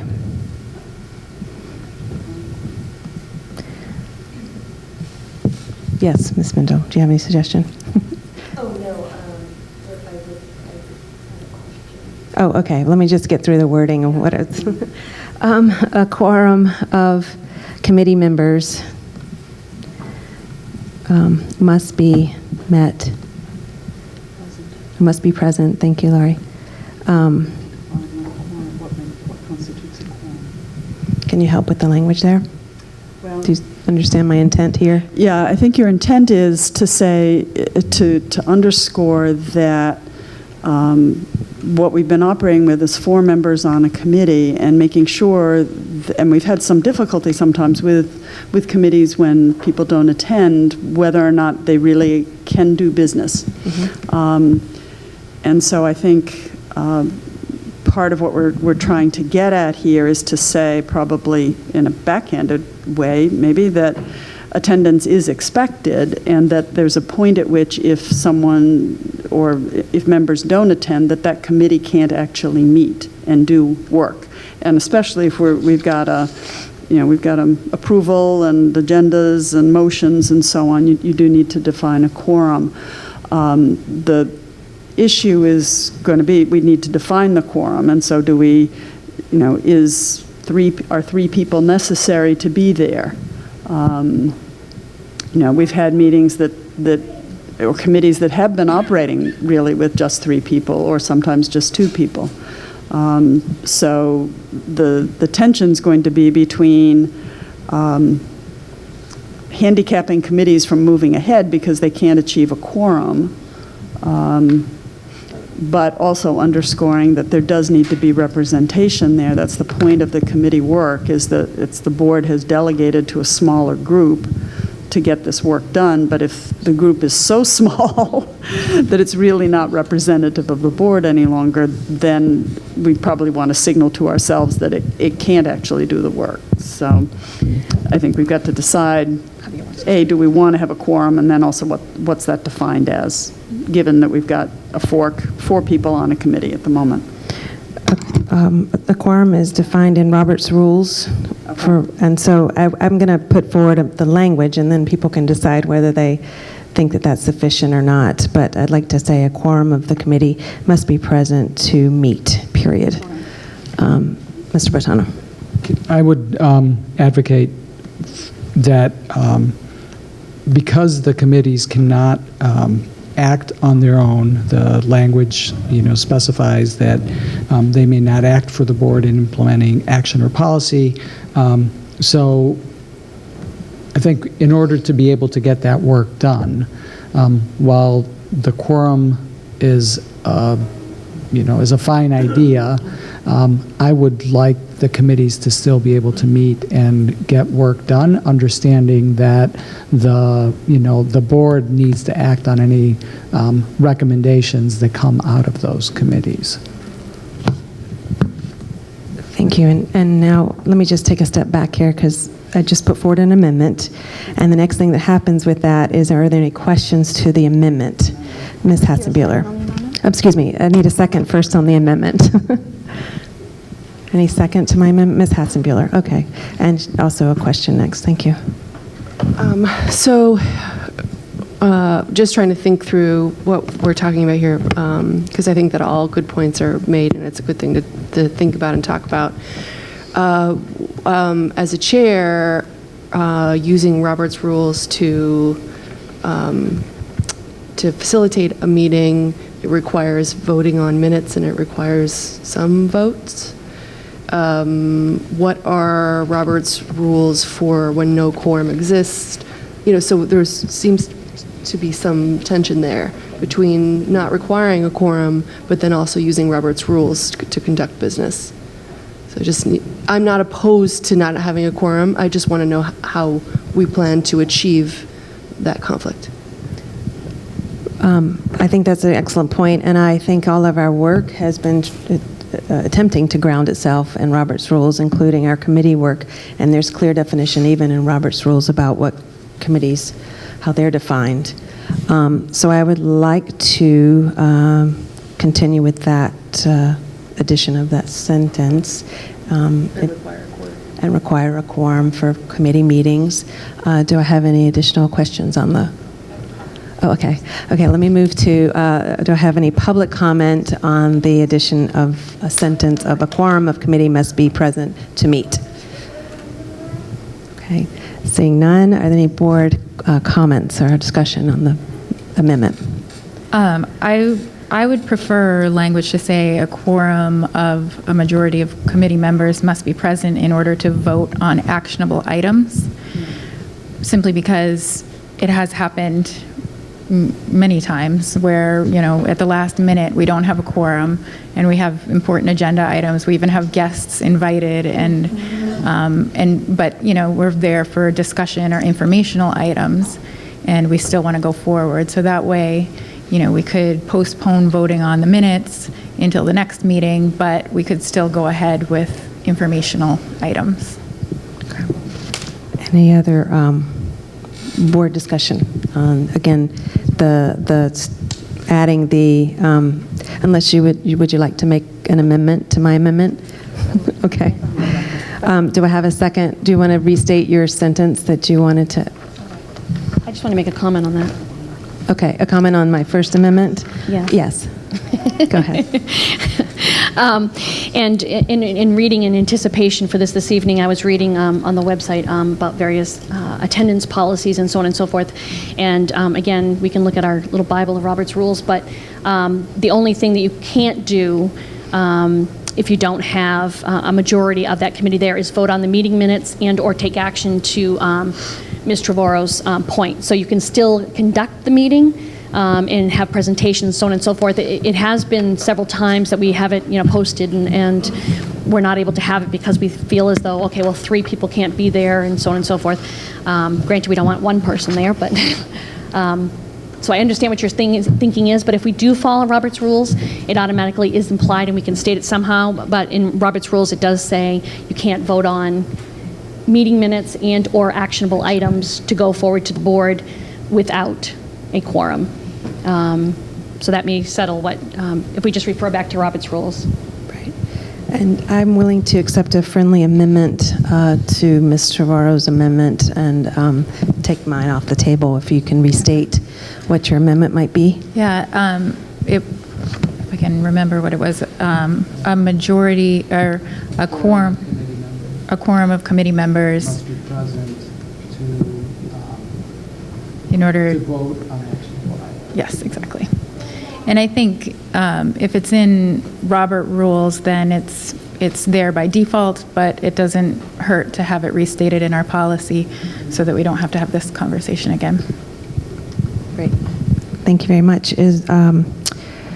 So now, okay, I was just going to say, is there a second on that amendment? Yes, there is. Okay. Are there any board questions on that new amendment? Ms. Hatzenbuehler, yes. I'd like to hear a little bit more, if you're comfortable, Superintendent Botana, about why you are feeling that it's not a good idea to have this language.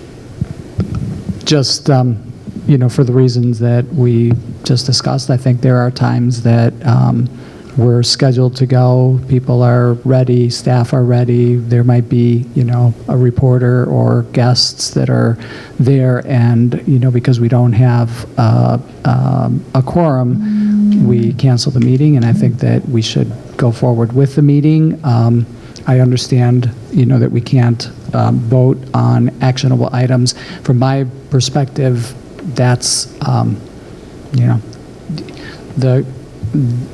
a lot of the work that happens in committees is thinking work, it's preparing work, and it's not necessarily, moving stuff forward to the board. I just don't want to be in the situation where people are ready to go, and because somebody, has very legitimate reasons for not being able to be there when they thought they were going to be able to be there, and, we have to cancel, and 2 people go home, and, staff goes home and everybody else, and then we push that off sometimes, and it sometimes can't get rescheduled for a while. So I think that's my thinking. And this passing this, the friendly amendment version of it would require that we could not meet without a quorum, or just could not vote without a quorum? You wouldn't be able to vote on meeting minutes or any other actionable items, including a recommendation to the board. Okay. Okay. Any other board questions? Ms. Thompson. It's not so much I think that the underlying part here, and again, from my reading, I think that there's some, the will of the board, and we can talk about it more maybe when we form our new committees, is it seems as though there's an attendance policy, discussion that needs to happen, and we can have that in addition, but outside of this policy, what our expectations are of each other, but also our code of ethics of attending meetings. I mean, when we run for office, that's part of the expectation. So I think that down the road here we can talk about an attendance policy if that's what people are looking to get to. But I have to agree with Superintendent Botana that there's been a lot of times we've had to cancel policy, and we've put off and put off and put off. So thank you. Any other board? We're still on questions, if we can. No, it's okay. Any other questions regarding the friendly amendment? Any other public comment regarding the friendly amendment? Okay, now on to any other board discussion on the amendment? No? Okay. Yes. So next I'd like to ask for a vote on the friendly amendment. I will read it again. It will be an additional sentence that will be added. after the first paragraph, which will say a quorum of committee members must be present to vote on actionable items.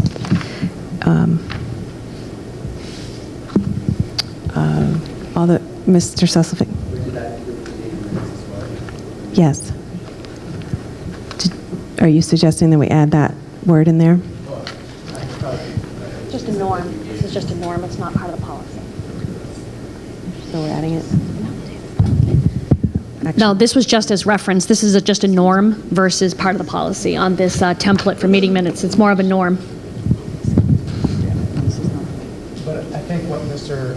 Suslovic is asking is, the language right now just says actionable items, and you're saying actionable items. And does that include Meeting minutes? Oh, I'm sorry. Yeah, okay. All right, all those in favor of the friendly amendment language, please indicate. So I have 1, 2, 3, how do I do 3 and 3, 6? 6 with all student representatives in agreement. Those opposed, please. 1, 2, 2 in opposition. Thank you very much, everyone. Okay, next we're moving on to policy. Oh, excuse me, we're going back to main motion. Thank you, Ms. Thompson. So now we're going back to our main motion. Any additional board comment on the main motion? No.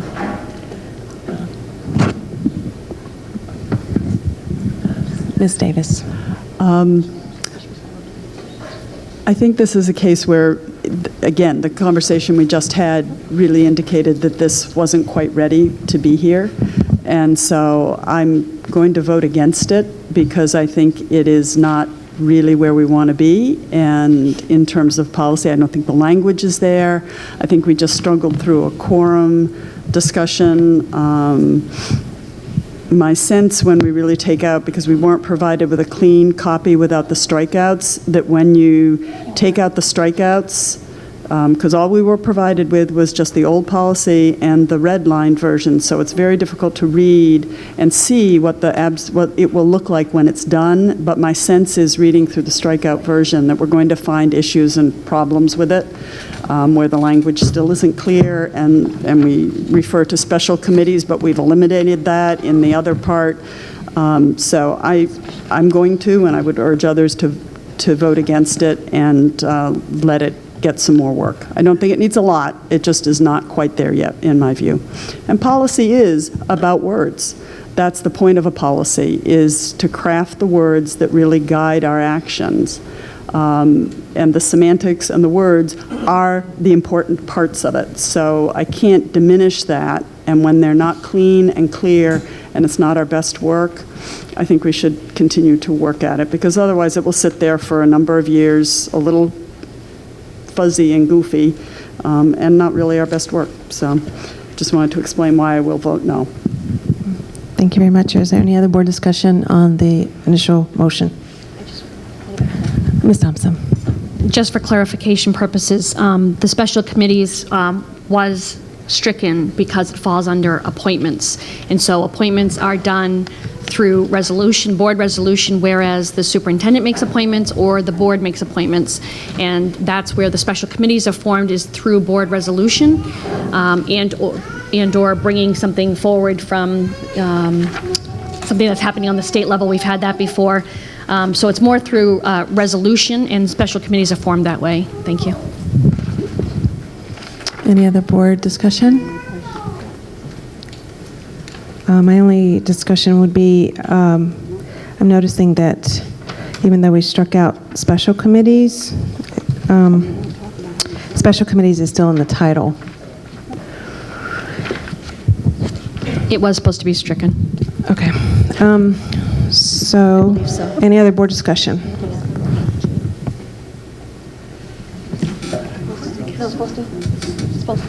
Okay. It's I've supposed to been be corrected, there. excuse me. The superintendent stay said it's there. supposed to stay the same. I apologize. Okay. Okay, so now we're going to vote on our initial motion of policy BDE, standing committees, special committees, citizen advisory panels. All those in favor to move forward with this policy, please indicate. 1, 2, 3, 4, 5. All those in opposition? 1, 2, 3. 3 in opposition with the student representatives. Okay. It passes as majority. Thank you very much. Next, we have been asked, we have visitors from Cliff Island School here tonight. Because they do need to catch a ferry, a water taxi, at 9 o'clock, I believe, or 9:30, sorry. I've been asked to see if the board would be willing to adjust our agenda and have public comment that's not on tonight's agenda. Can I see a show of hands if we're willing to accept? Okay, yes, passes unanimously. So for public comment, yes, please, thank you. And you do have 2 minutes. You need to state your name, excuse me, 3 minutes. State your name, address, and you have 3 minutes. Thank you. My name is Alan Chase, and I sort of have 2 addresses. I have Cliff Island, Maine, and I have Killingworth, Connecticut. I'm an ex-Board of Ed chairperson, so I understand all of the vagaries and struggles that you have, and commend you for due diligence here tonight. I've been very active with the Cliff Island Elementary School since the 60s, when I first started going there. When PCs were $5,000 or $6,000 a piece, I was able to get used PCs from Wesleyan University, where I worked, and we got them to the school and nurtured them along.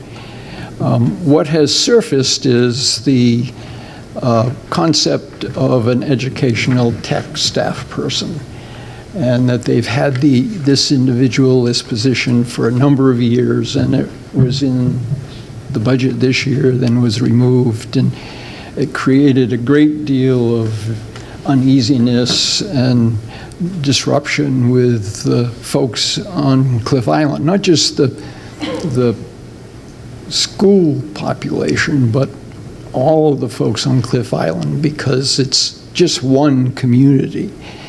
And so with all of the vagaries of having people come and share with you their feelings, we have some little kids here tonight. They go to the elementary school.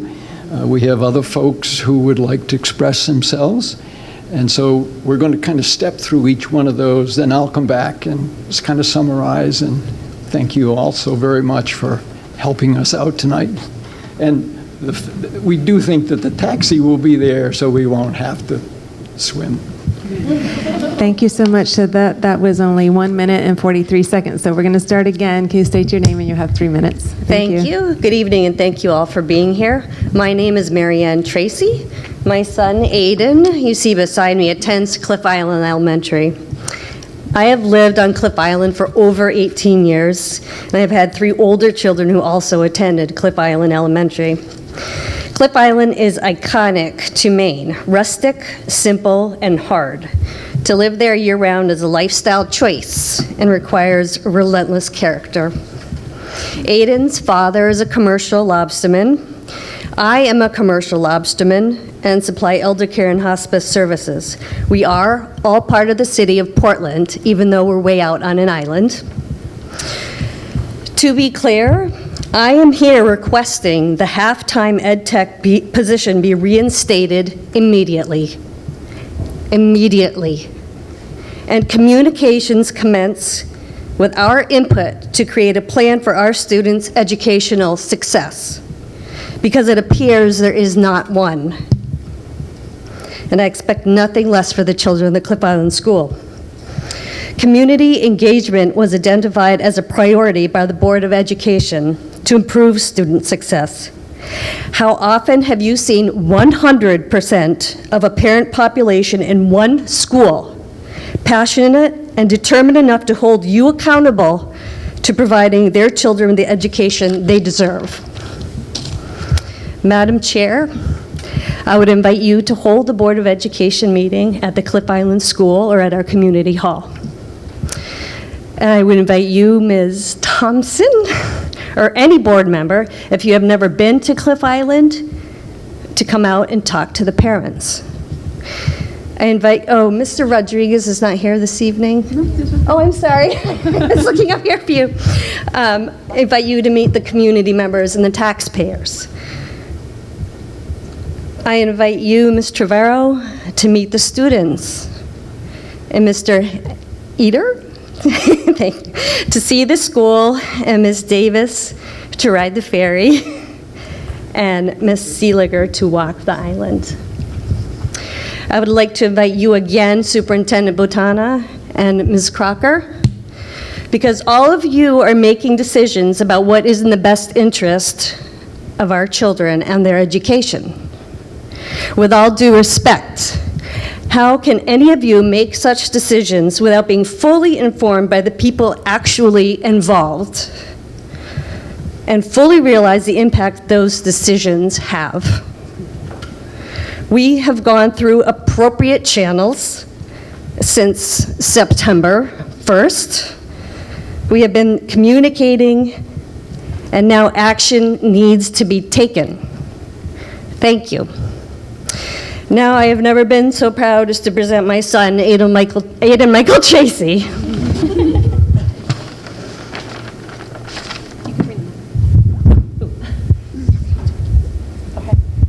Hi, I'm Aiden Tracy, a fourth grade student at the Cliff Island School. There are 3 different grade levels taught by our one teacher. We need an ed tech to support our teacher so she can provide us with the best education possible and so we are safe. My mom told me when someone asked you a question and you don't know the answer to, it's okay. That I should reply, I don't know, but I will find out and get back to you. Then I need to find out and get back to them. My mom has been asking a lot of questions. Please do your homework. I believe it is called due diligence. I would like a student representative to visit our school. Miss Abdallah, Mr. Siegel, I would like to tell you about my school in the island. Thank you for this opportunity to speak.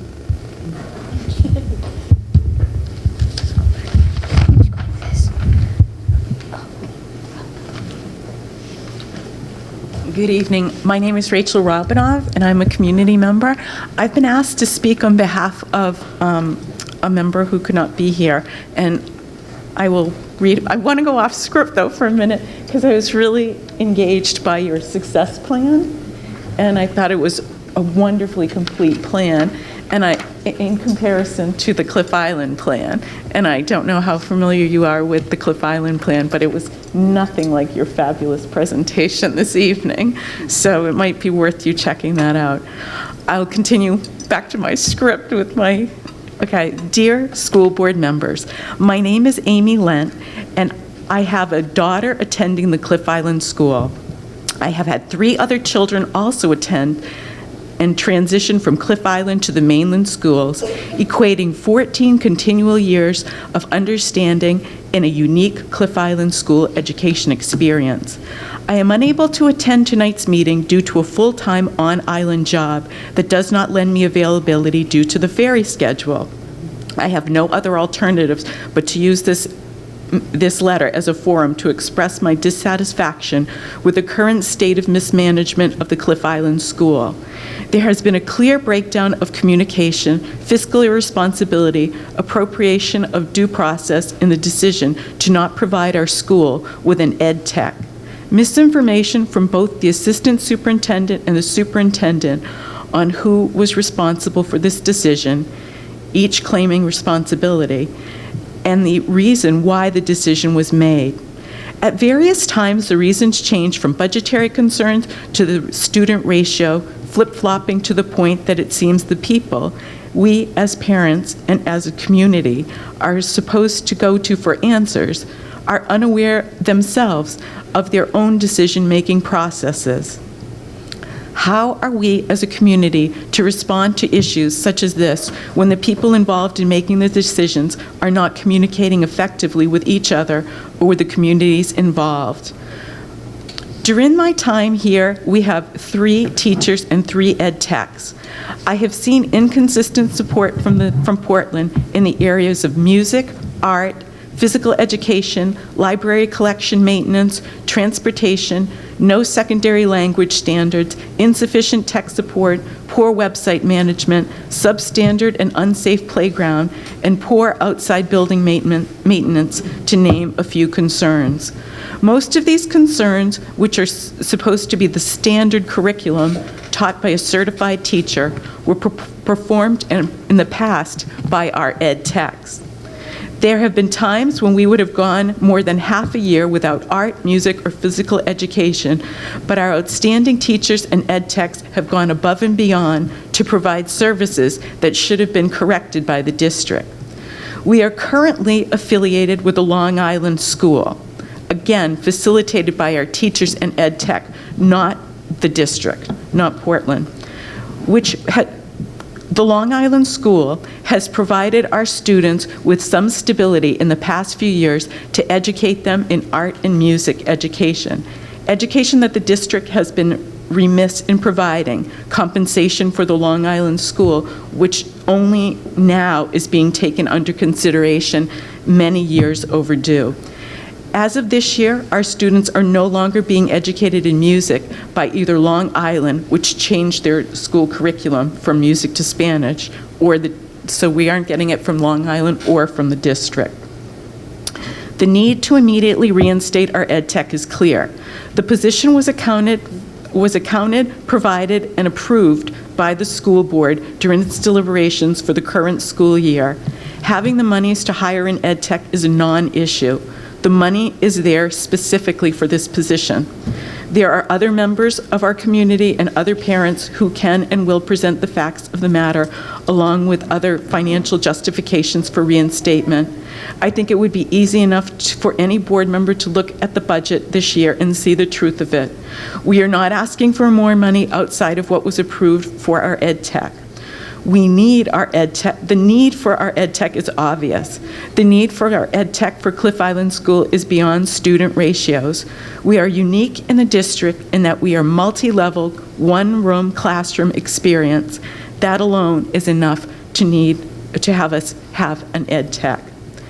My daughter was the first preschool student in the history of the school, and I can attest to how difficult a challenge it would have been for the teacher to have been able to give her the attention she needed as a preschool and kindergarten student, while also providing on-track education for the other older students without an ed tech in the classroom.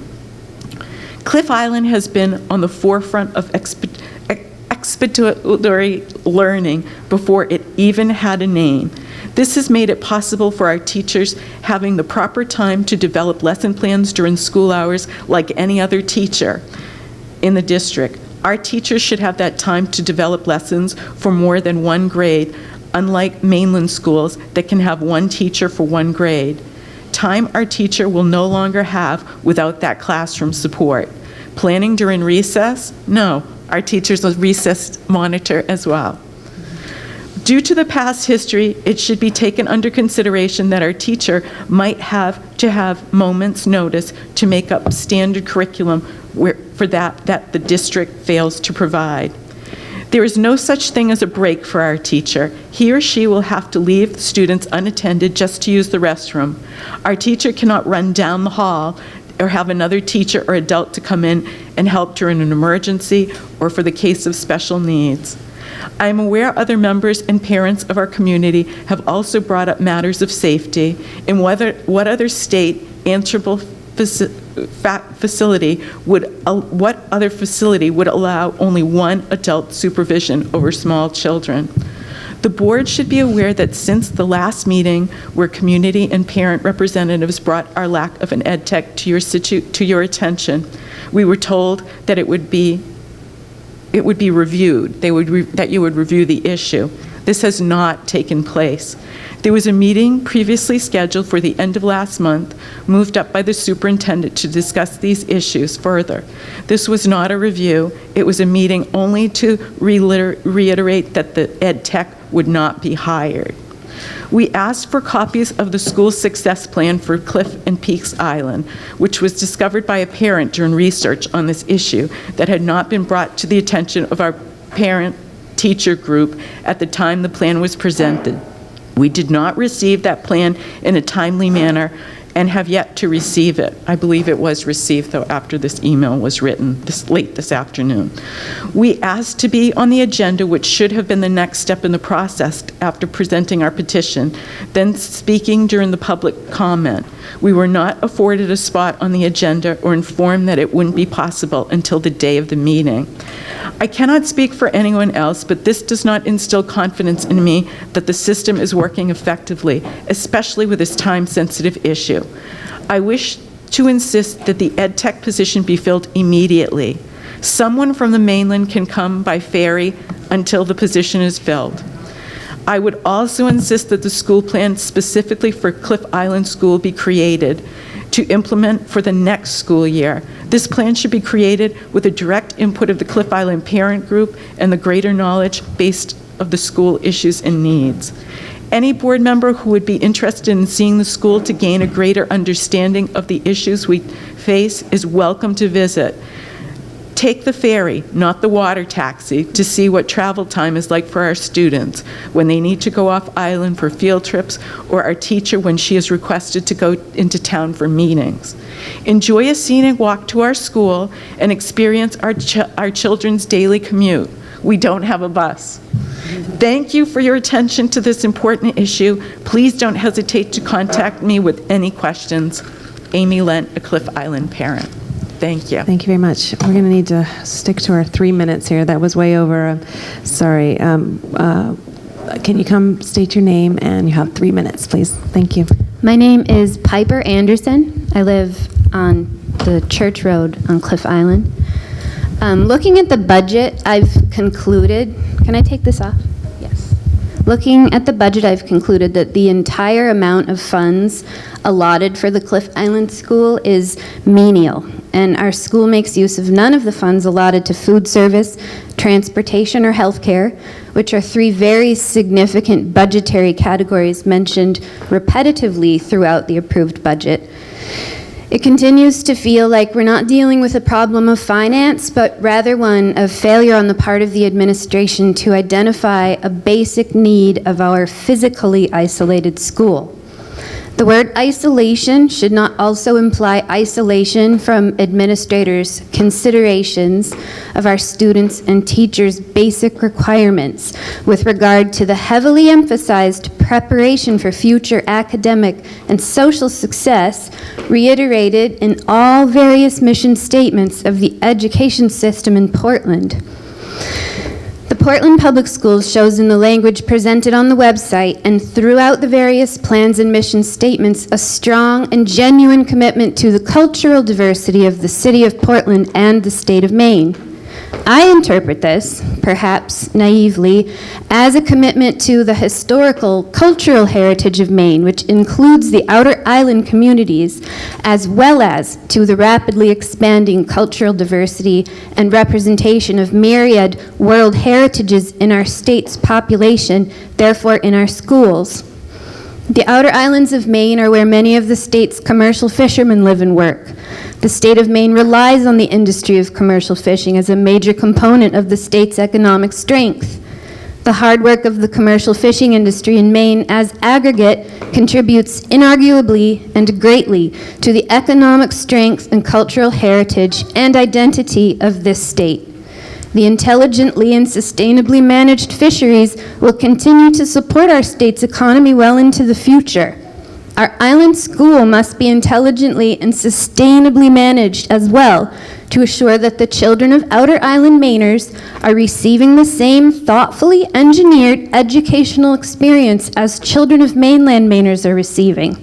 An educational experience discussed proudly and often in the Portland Public Schools publicly available statements and documents. The comprehensive plan for the Portland Public Schools is referenced again and again as a benchmark document for standards for all of the public schools. A recurring theme in the comprehensive plan is emphasis on student preparation for secondary and post-secondary school success. in order to assure that each and every student of the Portland Public School System will be prepared for success in future education and adult life, we must maintain balance with regard to distribution of resources among the various schools. Our school has a small student population currently. However, is this a reason to overlook the population of students? Right now, I'm hearing no from you as a response to our request regarding the ed tech position. What it means to me is your children do not matter as much to us because of how many of them there are and where they live. My husband is a second-generation lobsterman, third-generation Cliff Islander, daily working in one of the most dangerous professions in the world, commercial fishing. My family alone, resulting from my husband and 84-year-old father-in-law's work, will contribute $22,288.52 in property tax dollars to the city of Portland this year. 49% of those dollars are allotted for education. If the tax rates were to remain the same, which they won't, they will increase, my family, Edward and Fiona Anderson's family of Maine Island commercial lobstermen, will pay more than $100,000 into education over the next 9 school years when my 2 children will be enrolled, one or both, at the Cliff Island School. This obviously leaves out all monies historically paid into education, as well as all monies paid by all other property taxpayers on Cliff Island. We all support education financially. We do so because our children are the future of our community, and we do so, and they must be given equal valuation among their student peers. My son and the children of my neighbors will not be overlooked due to an inability or unwillingness to fully understand the intricacies of island sustainability. Common sense deliberation supports the insistence that the budgeted ed tech position, representing less than 1/4 of 0.1% of the approved budget in its entirety, be filled immediately in order to optimize our teachers' ability to carry out 3 diverse curriculums that she attends and to offer support to her in any necessary capacity, daily, from an adult on the island. Understand that most supports mentioned in prior communication from the administration and board as possible adequate substitutions for an ed tech in the classroom either take our teacher out of the classroom and often off of the island, or involve a direct superior's presence in the classroom, which to anyone reasonably would not be conducive to a feeling of peer partnership or support. Thank you for my 3 minutes. I really appreciate it. Thank you very much. Thank you. Thank you for listening to us. A number of you have, I think all of you have received an email from me, maybe a couple. I've tried to express some of my feelings. I've worked with these folks, but I wanted to just try to take all of the real heartfelt, detailed, hands-on information that you heard from them and sort of bring it together with an overview and maybe some pathway forward. I just don't like to end things. I like to move forward with things. But by the way, I've done a lot of consulting on boards of eds and with superintendents and school systems. And I gotta say, Superintendent Botana, you got the best socks I've ever seen on a superintendent. Very good. You've heard a lot of the details. I did have a little problem reading through the budget. I thought the letter by the chairwoman to the city council was very good. I thought it tried to say we've got strength, weaknesses, we've got a good outline, we've got a new superintendent, and we're going forward. I thought that was very good. At the same time, I really tried hard to look at this budget of $98 million and look at the cost of ed tech on Cliff Island. It's $26,551. What does that mean out of a $98 million budget? And here's the concept that I came up with. Think of a $1,000 bill, okay? A $1,000 bill. How many times have you ever had one of those in your hand? Well, as a board, you have 98,000 of them. Okay, 98,000 $1,000 bills. What are we speaking about? 17 cents of that $1,000 bill. Okay? When you look at it that way, you got to step back and take a deep breath and say, okay, what's going to be the best for Cliff Island? And I look at Cliff Island as not a millstone around your neck, but a diamond in the rough. You can stand up and say, look what we do in Portland. We got tremendous high schools. I read all about them. I've gone on the web pages. And you can say, we've got this little pocket of education that we really know how to service. We can do a great job with those kids. And if you need someone to come here and go to the city council and say that, I'll come. I also wanted to say that there were some ambiguities about who said what and who did what on the cancellation. And I think Jean Crocker at one point said she had done it. Then I think the superintendent said he did it. He did it. And as far as I'm concerned, I'm a big boy. If you don't know, just say, I don't know. I'll get back to you. Saying I don't know is a good answer for me. I don't have to have perfect answers all the time. I want people to work together and have progress. Now there's some other points that I want to sort of just touch base with you on so that you can strike the scale. In all of your other programs, 3 minutes. Board okay with extending? I'm almost done. Okay, thank you. You have school breakfast programs.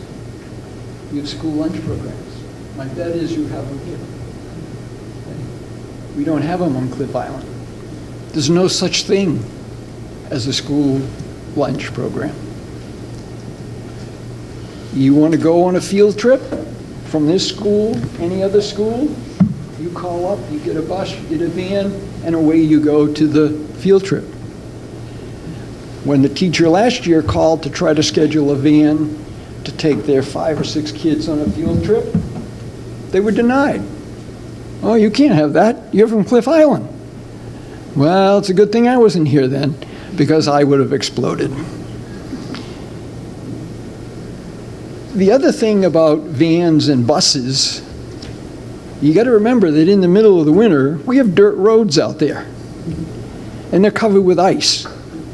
And moms or dads or the neighbors walk the kids to school. Okay, that's the nature of Cliff Island. They're not going to give that up. That's their life. They love it. That's part of the diamond in the rough. After school programs, we have a very voracious reader in our group of students this year. Probably reads a book a week. We have a library on the island. We have a bookcase in the schoolroom.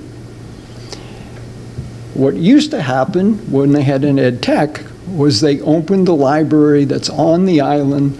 They brought in the new books. The kids could go up, sign out a book or sign in a book. Can't do that there. We don't have a library like you have in your land-based schools. On after-school programs, other islands, we sort of checked in with Peaks. They have a string group. They have a chorus group. They have arts and music clubs. They have a paid coordinator to coordinate volunteers. Okay, and we're struggling for an ed tech. Here's the dichotomy that I was talking about. What about gifted kids? We don't know if we have a gifted kid in our group. We think we do. We're going to be working on that. That's another challenge. When we look at the ed tech, we don't think that this is something that takes us above the waterline of basic education and is creating a big improvement. We think of it as being the fundamental underpinning of getting us to the waterline. That without that, you've heard from both of the mothers here tonight and the mother whose report was read, how they feel about the struggle of just one teacher in the classroom developing multi-classes of curriculum. Very, very difficult. So I'd like to say that the vernacular that we've begun to develop is something called educational equilibrium. How do we get there? And one of the things that I'm an advocate for is the replacement of the ed tech immediately, then go through the recruitment process, but make sure that stays there. At the same time with that, in parallel, start working on a very comprehensive one-year plan. And here's this challenge you're going to have. You go out here, you got a wonderful playground. You go to Cliff Island, you see their playground? You got a huge oak tree sitting right in the middle of the playground. Branches fall out of the oak tree, and the custodial service has been cut from 15 hours, I guess, a week, a couple of years ago, down to 5. The poor man doesn't even have time to go out and pick up the big sticks that have fallen out of the tree so the kids won't get injured. Those are the kinds of things that need to be looked at immediately and addressed. And finally, the last thing that I think they're echoing is put together a multi-year plan, a 2 to 8 year, 3 to 10 year plan that's visited and revised every year. You get maintenance that needs to be done on the building. No one's doing it. All right, those things need to get compiled into a plan and be addressed. And so I'm going to finish by saying, get that ed tech there. I mean, it's 17 cents out of a $1,000 bill. You can have $999.82. Do 17 cents for an ed tech and get them up above just at the waterline. And go out and visit the place. It's wonderful. And by the way, during the summer, when there are probably 200 kids on the island, guess where they go? They go to the elementary school because it's a school, and they got some playground things, slides they can go into. So it's sustainability. It's the whole community, not just the school. So I leave you with that. I thank you. I drove up from Connecticut just to be with you. By the way, I was born in Yarmouth. I grew up on my dad's farm over in East Lebanon between Sanford and Rochester. We didn't have running water or electricity till I was 11. I've gone through all of the schools in the state of Maine, Sanford schools, Nassau College before it closed, the University of Maine. You guys can really do a great job. Okay? I'm an example of it. Just keep up the good work. Fix Cliff Island. Give them their ed tech. And let's do the planning and the good things that is a diamond in the rough. And thank you so much for being Board of Ed members. I really do know what you go through. Thank you. Good night. Thank you. Thank you very much for coming. Hopefully you can still get the water taxi. I appreciate you being here. Thank you. All right, so we're going to move back into consideration action to revise policy DG purchasing. Is there a motion? Ms. Vindell, seconded by Ms. Navarro. Will Ms. Thompson speak to the motion? Thank you. This policy is revised to reflect state statute. As you'll see through the additions, it all references various MRSA, I'm a little tired, sorry, subsections, and that's basically what this is just reflecting that. Any questions on the motion? Seeing none, any any public comment on the motion? Okay, seeing none, is there any board discussion? Okay, seeing none, all those in favor of revising policy DJ, purchasing, please indicate. We have 1, 2, 3, 4, 5, 6, 7, 8 with 1 absent. 8 in favor, and student rep in agreement. On to consideration and action to revise policy DJG, vendor relations. Is there a motion? Ms. Mendel, seconded by Ms. Hassenbuehler. Any questions on the motion? Excuse me, Ms. Thompson, would you please speak to the revision of policy DJG? Thank you. The beginning of the policy obviously just reflects Portland Board of Public Education, and in letter G, the board, and I can't quite remember, on letter F, we struck it because there was something to it that I just can't remember at the moment, so I apologize. I think it was prompt. It was the word prompt? Okay. We don't want courteous, no. I don't remember. Mr. Ito, do you remember? Okay. That's okay. We struck letter F, and I remember there was a discussion about that, but we can't seem to recall at the moment why it was gone, so. Okay, thank you. Any questions on the motion? Any public comment on the motion? Any board discussion on the motion?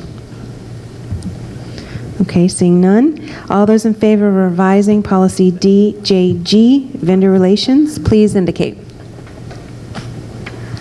Passes unanimously with 1 absent and 1 student rep. On to consideration action to delete policy DJA, purchasing authority. Is there a motion? Ms. Mendel, seconded by Ms. Hatzenbuehler. Ms. Thompson, please speak to the motion. Thank you. This particular policy, as well as the one that is following, is because we have a new policy pertaining to purchasing that will cover these 2 items. Thank you. Thank you very much. Are there any questions on the motion? Okay, seeing none, is there any public comment on the motion? Any board discussion? Okay, seeing none, all those in favor of revising policy DJA, purchasing authority, please indicate. Passes unanimously with 1 absent and 1 student rep. Okay, moving right along. Consideration action to delete policy DJB, purchasing procedures. Is there a motion? Ms. Trevorrow, seconded by Ms. Mendel. Will Ms. Thompson please speak to the motion? Same reason as the policy prior. It is now included in the purchasing policy. Thank you. Thank you. Any questions on the motion? No? Seeing none, is there any public comment? Oh, excuse me, Mr. Reader? No, okay. Any public comment on the motion? Seeing none, any board discussion on the motion? Okay, all those in favor of deleting policy DJB, purchasing procedures, please indicate. That passes unanimously with 1 absent and the students in agreement. All right, now we're on to new business. We have first read to revise policy DID, inventories. We have first read to revise policy JHB, truancy. We have first read to revise policy CCA and CCA-E, the organizational chart. And we have now consideration action to approve a contract agreement between the Portland Board of Public Education and the Portland Education Association, PEA, from August 16th, 2016 to August 26th, 2019. Is there a motion? Ms. Hatzenbuehler, seconded by Ms. Thompson. Will Superintendent Botana please speak to the motion?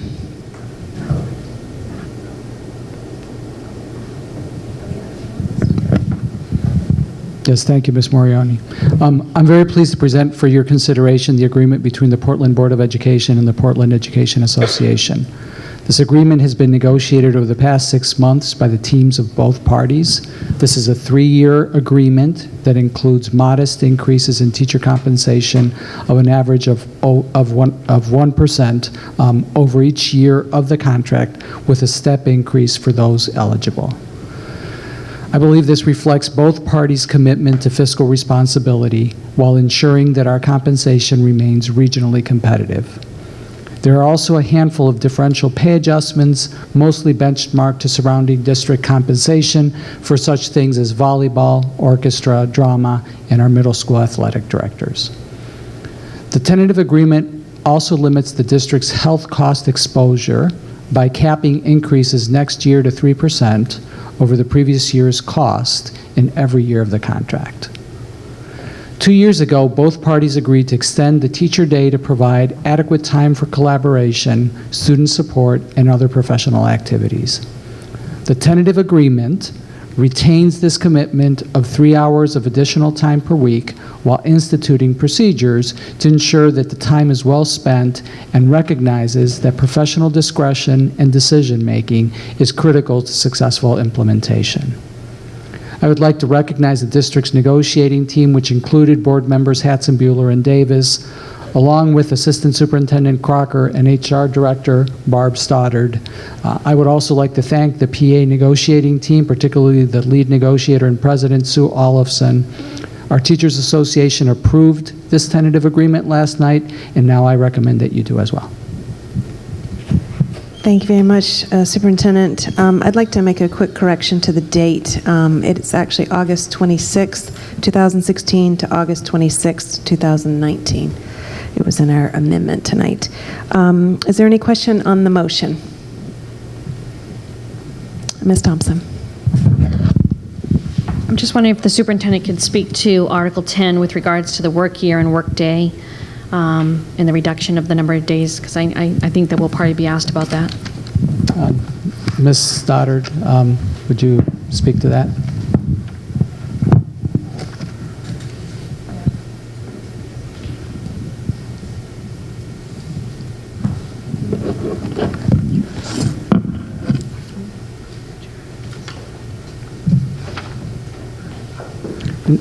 What specifically are you asking? In Article 10, letter A, over the years we've gone up, we've gone down, and this one reduces from 187 to 183 days. And so I think the community has heard us over time. I believe that was... Add days and reduce days, so I'm just, shows a line out here. Yeah. Yes, we went back to 183 days in the course of this contract, so the days were extended by 20 minutes. That was 2 years ago. And, well, I'm not sure why it was changed previously. Go ahead.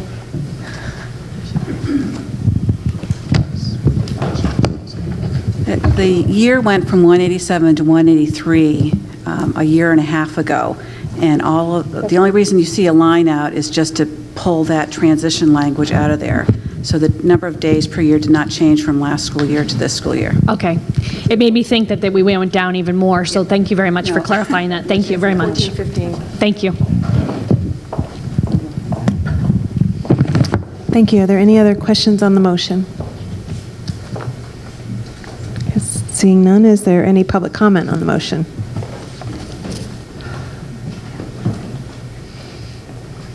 So good evening. It's been a long night, so I'll be brief. As Superintendent Botana said, the educators voted yesterday by 92% to approve this contract. It represents compromise, it represents fairness, and it also recognizes the important work that teachers do every day. Reaching a contract agreement of 3 years will provide stability to the district, and we're really looking forward to moving ahead with the important work of teaching and learning. So, thank you. Thank you very much. Is there any other public comment on the motion? Okay. Seeing none, any board discussion on the motion? Okay. Seeing none, I'd like, oh, excuse me, Ms. Hatzenbuehler. I just wanted to say that I was pleased with the process and I'm pleased with the outcome. I think it was a productive negotiation, and I was really pleased to be a part of it. Thank you very much. I just wanted to make a comment that I appreciate very much the hard work of our board members, Ms. Hatzenbuehler and Ms. Davis, our superintendent, Mr. Botana, to our HR director, Ms. Stoddard. Thank you for the long hours, and also to Ms. Olafson for her leadership with the union. These often aren't easy tasks, but we do appreciate all of the hard work and the time. I would be remiss, I think, in saying that the board truly does thank and support our teachers. So it is very good when we can breathe a sigh of relief and feel like we have done a compromise, but yet it feels like both sides are in agreement. This is good work. So thank you very much. I hope I will support this tonight, and I hope my fellow board members will as well. Thank you. Now on to our vote. All those in favor of approving a contract agreement between Portland Board of Public Education and the Portland Education Association, PEA, from August 26, 2016 to August 26, 2019. Please indicate. It passes unanimously with the students. Abstention. Oh, excuse me, I'm sorry. 8 board members and 1 abstention, and all student representatives in favor. Great. Thank you very much. Now on to personnel. There are no personnel items tonight. Excuse me. We had talked about action to extend the work of the parent partnership policy ad hoc committee through December. Yeah, it's the next agenda. Yeah. And there are no board focused on educational issues tonight, although we've covered quite a lot. Thank you again to Ms. Malia and her welcoming us to Riverton. We've enjoyed our time here with you. And since we are before the hour of 10 o'clock, is there any public comment that are not on this evening's agenda? Okay, seeing none, is there a motion to adjourn the business meeting? Ms. Thompson, seconded by Ms. Trevorrow. All those in favor?